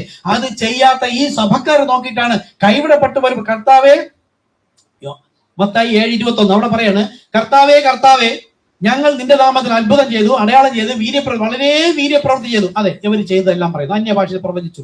ഈ കത്തോലിക്ക മത പെന്തക്കോസ്തലുള്ളവരെല്ലാം യേശുക്രിസ്തു നാമത്തിൽ അത്ഭുതം, അടയാളം, വീര്യപ്രവൃത്തിയും ദർശനം, പ്രവചനം എല്ലാം ഉണ്ട്. പക്ഷെ അവർ അവിടെ ഒന്നും പറയുന്നില്ല. കർത്താവേ നിന്റെ നാമത്തിൽ ഞങ്ങൾ സ്നാനപ്പെട്ടു എന്ന് അവർ പറയുന്നില്ല. യേശു പറഞ്ഞു, ആ ധർമ്മം പ്രവർത്തിക്കുന്നവരെ എന്നെ വിട്ടു പോകുവിൻ, ഞാൻ നിങ്ങളെ ഒരു നാളും അറിഞ്ഞിട്ടില്ല. ഇന്ന് അവര് സഭയിലിരിക്കുമ്പോൾ അവരറിയുന്നില്ല. പക്ഷെ അതിന്റെ ഇടയിലിരിക്കുന്ന നമ്മെ കർത്താവ് അറിഞ്ഞതുകൊണ്ട് അവരുടെ ഇടയിൽ നിന്ന് കർത്താവ് നമ്മെ വിളിച്ച് ഇവിടെ കൊണ്ടുവന്നതുപോലെ ഇന്ന് ഈ ലൈവ് കാണുന്ന ആരെങ്കിലും, അല്ലെങ്കിൽ പിന്നത്തേൽ കാണുന്ന നിങ്ങൾ ആരെങ്കിലും ദൈവത്തിന്റെ ആടാണ്, നിങ്ങൾക്ക് കേൾക്കുന്നു, മനസ്സിലാകുന്നുവെങ്കിൽ നിങ്ങൾക്ക് പിന്നെ അവിടെ ഇരിക്കാൻ പറ്റില്ല. ഇത് പത്രോസ് പറഞ്ഞതാണ്, അപ്പോസ്തലർ 2:38 എന്ന് കേൾക്കുന്ന ഏവരും ദൈവത്തിന്റെ ആടല്ല. പത്രോസ് പറഞ്ഞതാണ് യേശുക്രിസ്തുവിന്റെ നാമത്തിലെ സ്നാനം എന്ന് പറഞ്ഞാൽ ദൈവത്തിന്റെ ആടല്ല. പത്രോസിലൂടെ ഇതേ കർത്താവ് യേശുക്രിസ്തു തന്നെയാണ് പറഞ്ഞത് കേൾക്കണം. അപ്പോസ്തലർ 2:38 പത്രോസ് അവരോടുകൂടെ എന്ന, അതാണ് അന്യഭാഷയാൽ. അത് കേട്ടിട്ട് പത്രോസ് പറഞ്ഞതല്ല കേൾക്കാൻ. മത്തായി 28:19 യേശു അവരോട്, യേശു പറഞ്ഞത് മതി. യേശു മർമ്മമായിട്ടാ പറഞ്ഞത്, ഉപമയായിട്ടാ പറഞ്ഞത്, സാദൃശ്യമായിട്ടാ പറഞ്ഞത്. അത് അക്ഷരീയമായി പറഞ്ഞു, ഇത് ആത്മീയമായി പറയുന്നു. ഇത് ഗ്രഹിക്കുന്നവനാണ് സ്വർഗത്തിലേക്കുള്ളവൻ. നോക്കൂ, അപ്പം നിശ്ചയവും സ്ഥിരതവും തിരശീലയ്ക്കകത്ത് ഇന്ന് യേശു ക്രിസ്തുവിലേക്ക് കടക്കുവാനുള്ള ഒറ്റ വഴി പരിശുദ്ധാത്മ ലഭിക്കുക. പരിശുദ്ധാത്മ ലഭിക്കാനുള്ള ഒറ്റ വഴി പാപമോചന സ്നാനം, കാൽവരിയിലെ യാഗം. ഇതിലൂടെയാണ് രണ്ടു കൂട്ടരെയും അവൻ ക്രിസ്തുവിൽ ഒന്നാക്കി തീർത്തത്. ഇനി അത് എങ്ങനെയാണ്, അല്പസം എടുക്കാം, ഇവ എങ്ങനെയാണ് നമുക്ക് ലഭിക്കുന്നത്? മത്തായി 12:20 അവന്റെ നാമത്തിൽ ജാതികൾ പ്രത്യാശ വയ്ക്കും. അതായത് ഭൂമിയിലുള്ള യഹൂദന്മാരല്ലാതെ, യഹൂദന്മാരുമാണ്. അപ്പോസ്തലർ 39 വായിക്കാം. ഈ വാഗ്ദത്തം നിങ്ങൾക്കും നിങ്ങളുടെ മക്കൾക്കും, അതായത് യെരുശലേമിൽ കൂടിയിരുന്ന യഹൂദന്മാർക്കും അവരുടെ തലമുറകൾക്കും ദൈവമായ കർത്താവ് വിളിച്ചു വരുത്തുന്ന ദൂരസ്ഥരായ ജാതികൾ. അപ്പൊ ദൂരസ്ഥരായ ഭൂമിയിലുള്ള ഏതൊരു സഭക്കാരനുടെയും പ്രത്യാശ ഒന്ന് മാത്രം, അവന്റെ നാമത്തിൽ. ഏതാണ് അവന്റെ നാമം? ഇത് മൊത്തം യേശു പറയാണ്. യേശുവിന്റെ കാര്യം പറഞ്ഞിട്ട് ഇവിടെ എന്റെ നാമത്തിൽ എന്നല്ല, പിതാവിന്റെയും പുത്രന്റെയും പരിശുദ്ധാത്മാവിന്റെ നാമത്തിൽ എന്ന് പറഞ്ഞപ്പോ നമ്മൾ പറയുമ്പോ എന്നാ പിന്നെ യേശുവിന്റെ നാമത്തിൽ നിങ്ങൾ പറഞ്ഞാൽ പോരായിരുന്ന? യേശുവിന് അവിടെ നാമം പറഞ്ഞില്ലല്ലോ. യേശുവിന് അങ്ങനെ പറയാനേ പറ്റുള്ളൂ, നമുക്ക് വെളിപ്പെടുത്തി തന്നു. അതുപോലെ ഇവിടെ മത്തായി 12:20 യേശു പറയാണ്, അവന്റെ നാമത്തിൽ ജാതികൾ പ്രത്യാശ വയ്ക്കും. ആരുടെ പേര് നാമത്തിൽ? എന്റെ നാമത്തിൽ എന്ന് പറയാം. പക്ഷെ ഇവിടെ പറയുന്ന ആരാ? ഒരു പുരോഹിതനാണ് സംസാരിക്കുന്നത്. ആരാ പുരോഹിതൻ? ജഡശരീരത്തിൽ നിൽക്കുന്ന ഒരു മനുഷ്യൻ. അവൻ വേഷത്തിൽ മനുഷ്യനായ എന്നെ നിങ്ങൾ ഉപദ്രവിക്കുന്നു, കൊല്ലുന്നു എന്നാണ്, ദൈവമായ എന്നെ എന്നല്ല. അപ്പോൾ മനുഷ്യ ശരീരത്തിൽ നിന്ന് ഒരു പുരോഹിതൻ പറയാണ്, വരാൻ പോകുന്ന ജാതിയിൽപ്പെട്ട ജനങ്ങൾ, അതായത് യേശു ഉയർത്തെഴുന്നേറ്റ് പോയി പരിശുദ്ധാത്മാവ് ലഭിച്ച് ശുശ്രൂഷ അറിയിക്കുമ്പോൾ അന്ന് അവര് അവന്റെ നാമത്തിൽ, ആരുടെ നാമത്തിൽ? യേശുവിന്റെ എന്നിപ്പോ പറയരുത്, ദൈവത്തിന്റെ നാമത്തിൽ. യോഹന്നാൻ 17:5 യോഹന്നാൻ 17:6 26 പറയുന്നു, പിതാവേ നീ എനിക്ക് തന്ന നിന്റെ നാമം ഞാൻ ഇവർക്ക് വെളിപ്പെടുത്തിയിരിക്കുന്നു, ഇനിയും വെളിപ്പെടുത്തും. യേശു എവിടെയെങ്കിലും പിതാവിന്റെ നാമം യഹോവ എന്ന് പറഞ്ഞോ? ഇല്ലല്ലോ. യേശു പിതാവിന്റെ നാമം വിളിച്ചത് എവിടെയെന്ന് വെച്ചാൽ, യേശു സ്നാനമായിട്ട് കയറുമ്പോൾ പിശാച് വചനവുമായിട്ട് വന്നപ്പോൾ പറഞ്ഞു, നിന്റെ ദൈവമായ കർത്താവിനെ പരീക്ഷിക്കരുത്. കണ്ടോ, ദൈവം എന്ന് പറഞ്ഞിട്ടും ദൈവത്തിന്റെ നാമം യേശു തന്നെ പറഞ്ഞിരിക്കുന്നു, കർത്താവ്. ഈ ദൈവമാണ് പിതാവ്. അതാണ് നമ്മളുടെ അടുത്ത് ആത്മീക നാമം, കർത്താവ്. പുത്രൻ കന്യക ഗർഭിണി ഒരു മകനെ പ്രസവിക്കും, അവന് യേശു എന്ന് പേരിടണം. പരിശുദ്ധാത്മാവിന്റെ മുദ്ര, അതാണ് ക്രിസ്തുവിന്റെ മുദ്ര. പരിശുദ്ധാത്മാവിൽ സംസാരിക്കുന്നു, ക്രിസ്തുവിൽ സംസാരിക്കുന്നു. പരിശുദ്ധാത്മാവിൽ മരിക്കുന്നവരാണ്, ക്രിസ്തുവിൽ മരിച്ചവർ ആദ്യഫലമായി. അപ്പൊ നമ്മൾ ആത്മീകമായ നാമം ഉപയോഗിക്കുന്നു. ഏതൊരു മനുഷ്യനും യേശു ക്രിസ്തു നാമത്തിലാണ് പ്രത്യാശ വയ്ക്കാൻ, മറ്റുള്ളവരെല്ലാം എതിർ ക്രിസ്തുക്കൾ. യേശു ക്രിസ്തു മുഖാന്തരം അബ്രഹാമിന്റെ വിശ്വാസമുള്ള ജാതികൾ അവരുടെ വിശ്വാസം എന്തായിരിക്കണമെന്നാണ്. ഈ ഭൂമിയിലുള്ള ഒരു മിനിറ്റ് നയിച്ചിരിക്കാം, തുടർച്ചയായിട്ട് എടുക്കല്ലേ, 1 മണിക്കൂറായി.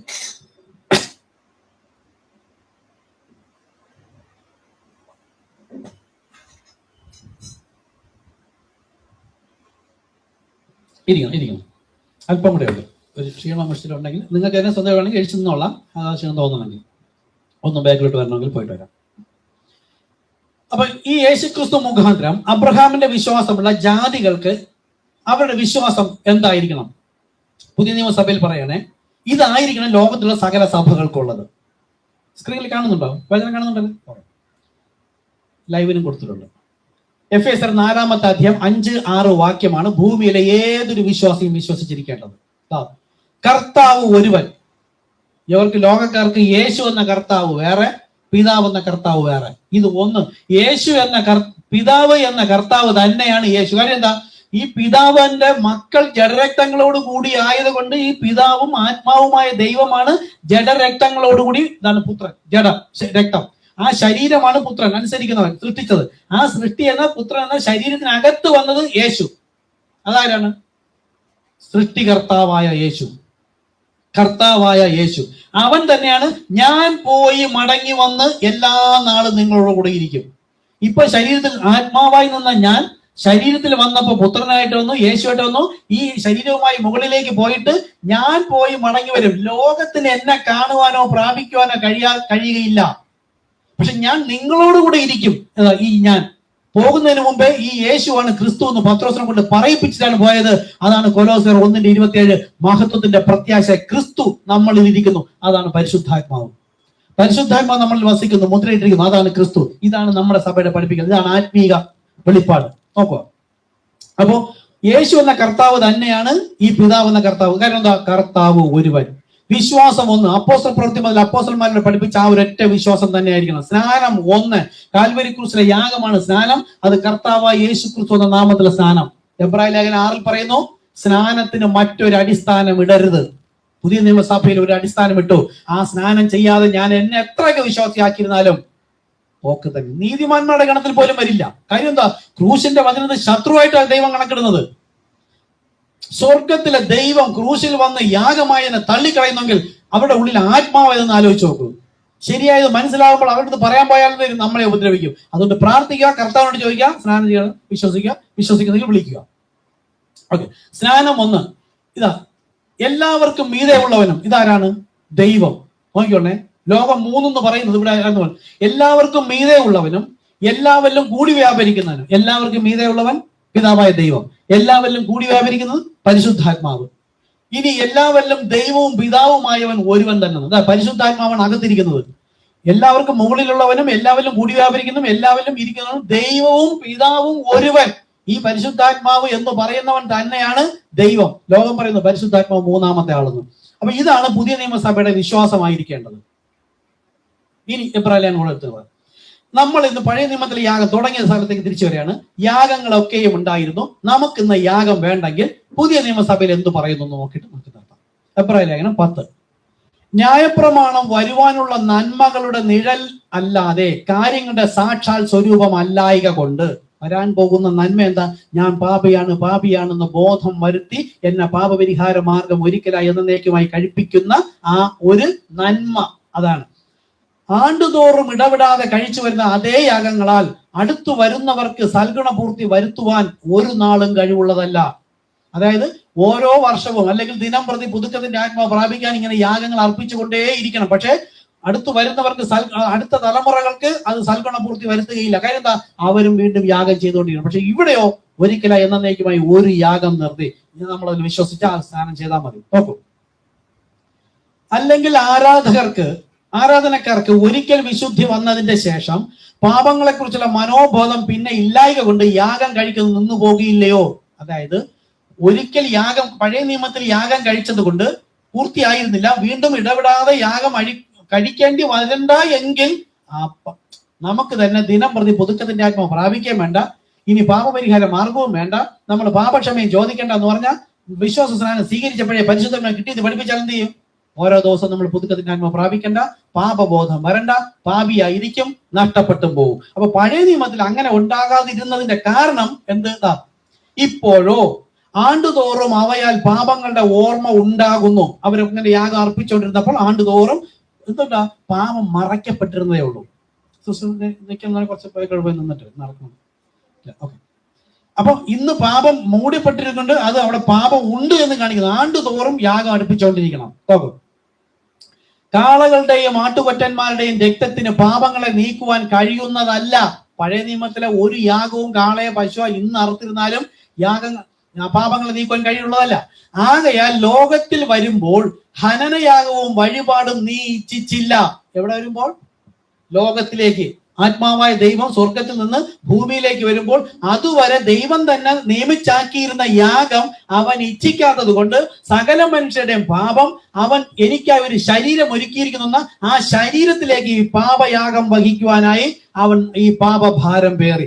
അപ്പോഴാണ് പറഞ്ഞത്, താങ്ങാൻ കഴിയുമെങ്കിൽ പിതാവേ ഈ പാനപാത്രം എങ്കിൽ നിന്ന് നീക്കണമേ. അത്രത്തോളം ഹൃദയഭാരമാ, മുഴു ലോകത്തിന്റെ ഭാരമാ പാപം വഹിച്ചത്. നോക്കൂ, ഒരു വഴിപാട് വെച്ചില്ല, എന്നാൽ നീ ഒരു ശരീരം നീ എനിക്ക് ഒരുക്കിയിരിക്കുന്നു. ശരീരമാണ് പാപയാഗത്തിന് ശരീരം ഒരുക്കി. സർവാംഗ ഹോമങ്ങളിലും പാപയാഗങ്ങളിലും നീ പ്രസാദിച്ചില്ല. അപ്പോൾ പഴയ നിയമത്തിലെ ഏതു തരം യാഗമാണെങ്കിലും ദൈവം പ്രസാദിച്ചവയല്ല. അപ്പോൾ ഞാൻ പറഞ്ഞു, ഇതാ ഞാൻ വരുന്നു, പുസ്തകച്ചുരുളിൽ എന്നെ കുറിച്ച് എഴുതിയിരിക്കുന്നു, ദൈവമേ നിന്റെ ഇഷ്ടം ചെയ്യുവാൻ ഞാൻ വരുന്നു. ഇതിന്റെ ഒരു ഇണവചനമാണ് ലൂക്കോസ് 24:43 മുതൽ. സങ്കീർത്തനങ്ങളും പ്രവാചക പുസ്തകങ്ങളിലും മോശയുടെ ന്യായപ്രമാണത്തിലും എന്നെ കുറിച്ച് എഴുതിയിരിക്കുന്നതൊക്കെ നിവർത്തിയാകേണ്ടതിന്. അപ്പൊ പാപപരിഹാര മാർഗം ഈ പറയുന്ന യാഗങ്ങളെല്ലാം പൂർത്തിയാക്കേണ്ടതിന് ഞാൻ ലോകത്തിലേക്ക് വരുമ്പോൾ ഈ യാഗമല്ല അനുഷ്ഠിക്കേണ്ടത്, അത് ഇച്ഛിക്കുന്നില്ല. പിന്നെ യാഗം ഏതാണ്? അതാണോ? ഞാൻ വരുന്നു അവൻ പറഞ്ഞു. ന്യായപ്രമാണ പ്രകാരം കഴിച്ചു വന്ന യാഗങ്ങളും വഴിപാടുകളും സർവാംഗ ഹോമങ്ങളും പാപയാഗങ്ങളും നീ ഇച്ഛിച്ചില്ല, അവയിൽ പ്രസാദിച്ചതുമില്ല എന്നിങ്ങനെ പറഞ്ഞ ശേഷം, അപ്പൊ പഴയ നിയമത്തിലുള്ള സകല കാര്യങ്ങളും പൂർത്തീകരണം വരാൻ പോവുകയാണ്. ഇതാ ഞാൻ നിന്റെ ഇഷ്ടം ചെയ്യുവാൻ വരുന്നു. എന്തായിരുന്നു? ഉൽപ്പത്തിയിൽ ചെയ്ത പാപപരിഹാര മാർഗം രക്തസംബന്ധമായ പാപമാണ്. ഹൗവയും സർപ്പന്റ് എന്ന സംസാരിച്ച ജന്തുവും തമ്മിലുള്ള ഒരു ഇടകലർച്ച, ലൈംഗിക വേഴ്ചയായിരുന്നു. അതിലൂടെ ഒരു രക്തസംബന്ധമായി ഉണ്ടായതാണ് കായീൻ. അതാണ് കായീൻ ദുഷ്ടനിൽ നിന്നുള്ളവനായി എന്ന് 1 യോഹന്നാനിൽ പറയുന്നത്. ആദാമിൽ നിന്നെങ്കിൽ ആദാം ദൈവത്തിന്റെ മകൻ എന്ന ലൂക്കോസ് 1:31 പറയുന്നത്. ആദാം ദൈവത്തിന്റെ മകൻ. പക്ഷെ ദൈവത്തിന്റെ മകനായ ആദാമിൽ നിന്നാണ് കായീൻ ജനിച്ചെങ്കിൽ ദുഷ്ടനിൽ നിന്നുള്ളവൻ എന്ന് പറയില്ല. സേത്ത് ദൈവത്തിൽ നിന്നുള്ളവൻ, അവനാണ് ദൈവത്തിന്റെ സന്തതി. അപ്പോൾ ആ രക്തം ഇടകലർന്നുകൂടി ജാരസന്തതി ഉണ്ടായതിനെ കൊന്നുകളയണം, ആ രക്തം ചിന്തിക്കളയണം. ഇതാ ഞാൻ നിന്റെ ഇഷ്ടം ചെയ്യുവാൻ വരുന്നു എന്ന് പറഞ്ഞുകൊണ്ട് അവൻ രണ്ടാമത്തേനെ സ്ഥാപിപ്പാൻ ഒന്നാമത്തേനെ നീക്കിക്കളഞ്ഞു. ഇതാ രണ്ടാമത് കാൽവരി ക്രൂശിലെ യാഗം. ആ യാഗമാണ് കർത്താവ്. പിതാവിന്റെ നാമം കർത്താവ്, പുത്രന്റെ നാമം യേശു, പരിശുദ്ധന്റെ നാമം ക്രിസ്തു, കർത്താവായ യേശു ക്രിസ്തു. ഇതാണ് ഇന്ന് സ്ഥാപിച്ചിരിക്കുന്നത്. ഈ വചനം എടുത്ത് വായിക്കുന്നവരല്ലേ ഈ സഭകൾ മുഴുവനും ഒന്നാമത്തതിനെ നീക്കിക്കളയുന്നു. ഇന്ന് ഇവര് പിതാവ്, പുത്രൻ, പരിശുദ്ധാത്മാവെന്ന് പറയുന്നത് കൊണ്ട് ഒന്നാമത്തത് പോലും ആകുന്നില്ല. ഇത് ദൈവം അനുവദിച്ചില്ല. ഈ നാമങ്ങളിൽ എന്നല്ല, 3 വ്യക്തിയെങ്കിൽ യേശു നാമങ്ങളിൽ എന്ന് പറയണം. ഒരു വ്യക്തി ആയതുകൊണ്ട് ആത്മാവായ ദൈവമാണ് സംസാരിച്ചത്. അവൻ തന്നെ ജഡശരീരത്തിൽ വന്നു. ജഡശരീരവുമായി മുകളിലേക്ക് പോയിട്ട് അവൻ തന്നെ പരിശുദ്ധൻ എന്ന ദൈവം തന്നെ പരിശുദ്ധ ആത്മാവായി വന്നു. അതുകൊണ്ടാണ് ഒന്നാമത്തതിനെ നീക്കി രണ്ടാമത്തതിനെ സ്ഥാപിച്ചു കഴിഞ്ഞു. നോക്കൂ, ആ ഇഷ്ടത്തിൽ നാം ആരാണ്? ആ വിശ്വാസ സ്നാനം സ്വീകരിച്ച നാം, അവര് മാത്രം. നാം യേശു ക്രിസ്തു ഒരിക്കലായി കഴിച്ച ശരീരയാഗത്താൽ വിശുദ്ധീകരിക്കപ്പെട്ടിരിക്കുന്നു. ഒരു പെന്തക്കോസ്തുകാരനും എടുത്തു വെച്ച് വായിച്ച് അവകാശപ്പെടാം, ഒരു പള്ളിക്കാരനും പറയാൻ പറ്റില്ല കർത്താവ് യേശു ക്രിസ്തു നാമത്തിലുള്ള സ്നാനം. ഇനി യേശു നാമ സഭകളും അങ്ങനെ സ്നാനപ്പെടുന്നുണ്ട്, അതുകൊണ്ട് കാര്യമില്ല. പിന്നെ കഴിക്കുന്ന മന്ന തെറ്റായ മന്നയാണ്. തെറ്റായ മന്ന മരണത്തെ കൊണ്ടുവരുന്നു, ശരിയായ വെളിപ്പാട് ജീവനെ കൊണ്ടുവരുന്നു. അതുകൊണ്ടാണ് നമ്മളെ സംഘടനാ സഭ വിട്ട് ഇങ്ങോട്ട് വരേണ്ടി വന്നത്. നിങ്ങൾക്ക് ആർക്കെങ്കിലും വിശ്വാസം വരുന്നുവെങ്കിൽ നിങ്ങൾ വിളിക്കുക. നാം യേശു ക്രിസ്തു ഒരിക്കലായി കഴിച്ച ശരീരയാഗത്താൽ വിശുദ്ധീകരിക്കപ്പെട്ടിരിക്കുന്നു. യേശുവോ പാപങ്ങൾക്ക് വേണ്ടി ഏകയാഗം കഴിച്ചിട്ട് എന്നേക്കും ദൈവത്തിന്റെ വലതുഭാഗത്തിരുന്നു കൊണ്ട്, അതായത് ഈ വചനമായ ദൈവം തന്നെ സ്വർഗ്ഗിടകൾ അധികാരത്തോടു കൂടി ഇരിക്കുകയാണ്. ഇന്നും ഞാൻ ആ വചനം വിശ്വസിച്ച് അനുസരിച്ചാൽ അത് എന്റെ മേലിൽ കണക്കിടുവാൻ തക്കവണ്ണം വാഗ്ദത്തത്തിന്റെ നിയമങ്ങൾക്ക് ഒരു ആണയാൽ ഉറപ്പ് നൽകിയിരിക്കുന്നു. അടുത്താണ്, തന്റെ ശത്രുക്കൾ തന്റെ പാദപീഠമാകുവോളം കാത്തിരിക്കുന്നു. ഇതെന്താണ്? ദൈവം വേറെ, ദൈവത്തിന്റെ വലതുഭാഗത്ത് യേശു ഇരിക്കുന്നു, ശത്രുക്കൾ പാദപീഠമാകുവോളം. അങ്ങനെയല്ല. ഈ യാഗം കഴിച്ച ശേഷം ദൈവത്തിന്റെ വലതുഭാഗത്ത് എന്ന് വെച്ചാൽ ആ വചനം ഇന്നും അധികാരത്തോടെ ഇരിക്കുന്നത് ആർക്ക് വേണ്ടിയിട്ടാ?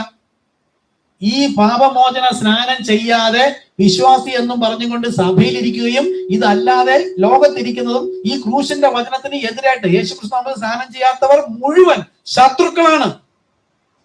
അവർ ആ പാപപരിഹാര യാഗം ചെയ്ത് തന്റെ പാദം എന്താ നമ്മൾ നേരത്തെ പറഞ്ഞത്? അവൻ നിന്റെ കുതികാൽ തകർക്കും. ശരീരം, സഭ, ദൈവസഭയുടെ ഭാഗമാകണം.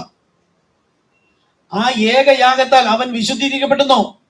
തന്റെ ശത്രു തന്റെ പാദപീഠം തന്റെ ശരീരത്തിലാകുവോളം ദൈവത്തിന് കീഴ്പ്പെട്ട് ഒരു ദൈവവിശ്വാസിയായി വരുന്നത് വരെ നീ ഇവിടെ ഇരിക്കാന്ന.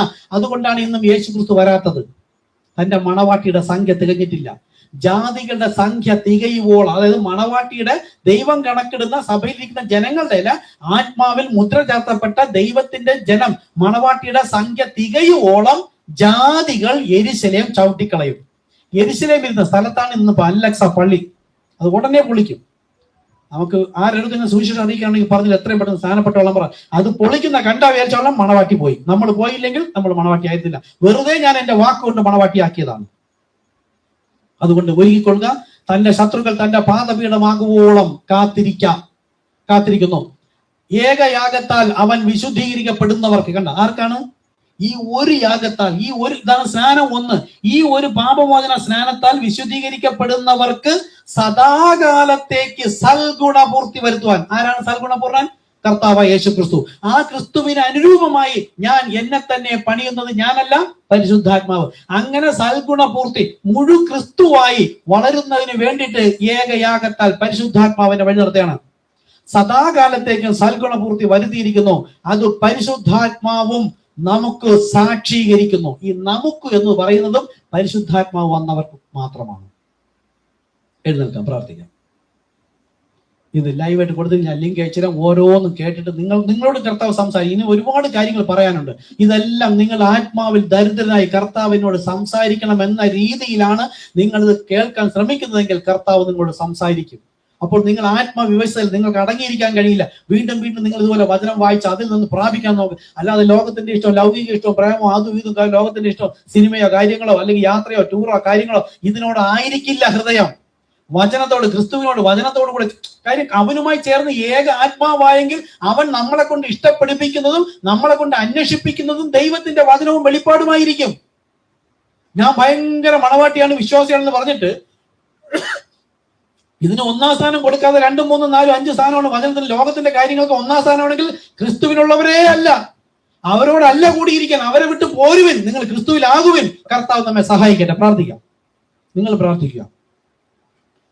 കർത്താവെ, സ്തോത്രം ചെയ്യുന്നു, സ്തുതിക്കുന്നു കർത്താവെ. ഇന്നെടുത്ത വേദഭാഗം ലൈവായിട്ട് പലർക്കും കൊടുക്കണമെന്ന് ആഗ്രഹിക്കുന്നു കർത്താവെ. പിതാവിന്റെ ഇഷ്ടം ചെയ്യുന്നവരത്ര സ്വർഗരാജ്യം പ്രാപിക്കുന്നത്. പഴയ നിയമത്തിൽ അങ്ങ് ഒരുക്കിയ യാഗം കർത്താവെ, ലോകം എന്ന് അതിനെ പറയുന്നു, അത് മാറ്റപ്പെട്ടു എന്ന് പറയുന്നു. അതിനുശേഷം യേശു ക്രിസ്തു ഒരിക്കലായി കഴിച്ച ശരീരയാഗത്താൽ നാം വിശുദ്ധീകരിക്കപ്പെട്ടിരിക്കുന്നു എന്ന് പറയുന്നു. ആ യാഗം ചെയ്യാത്ത ഈ സഭകൾ, അവർക്ക് വേണ്ടിയാകുന്നു നമ്മൾ സംസാരിക്കുന്നത്. ഈ ലിങ്ക് ലഭിക്കുന്നവർ നിങ്ങൾ മറ്റുള്ളവർക്ക് ഷെയർ ചെയ്യുക, സുവിശേഷത്തിന്റെ ഭാഗമാവുക.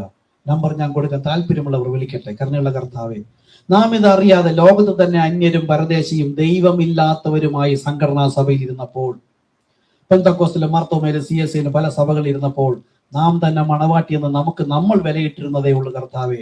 അന്നും ഈ വെളിപ്പാട് ലഭിച്ചില്ല. എന്നാൽ അന്യഭാഷയിൽ പറഞ്ഞിരുന്ന ദൈവത്തിന്റെ വചനം നമുക്ക് വേണ്ടി ഒരിക്കൽ അത് കർത്താവ് തന്നെ വെളിപ്പെടുത്തിയപ്പോൾ നമുക്ക് ആത്മക്കണ്ണ് തുറന്നത് വെളിപ്പെട്ടു. ആ നാമം കർത്താവായ യേശു ക്രിസ്തു. ഈ നാമം അശേഷം മിണ്ടരുത്, ആരോടും എന്ന് ഉപദേശിക്കരുതെന്ന് എതിർ ക്രിസ്തു പറഞ്ഞതിനെയാണ് ഈ സഭകൾ മുഴുവൻ ഇന്നുവരെയും കേട്ടുകൊണ്ടിരിക്കുന്നത്. അതുകൊണ്ട് അവളെ വിട്ട് പോരുവിനെന്ന വചനം പറയുന്നത്.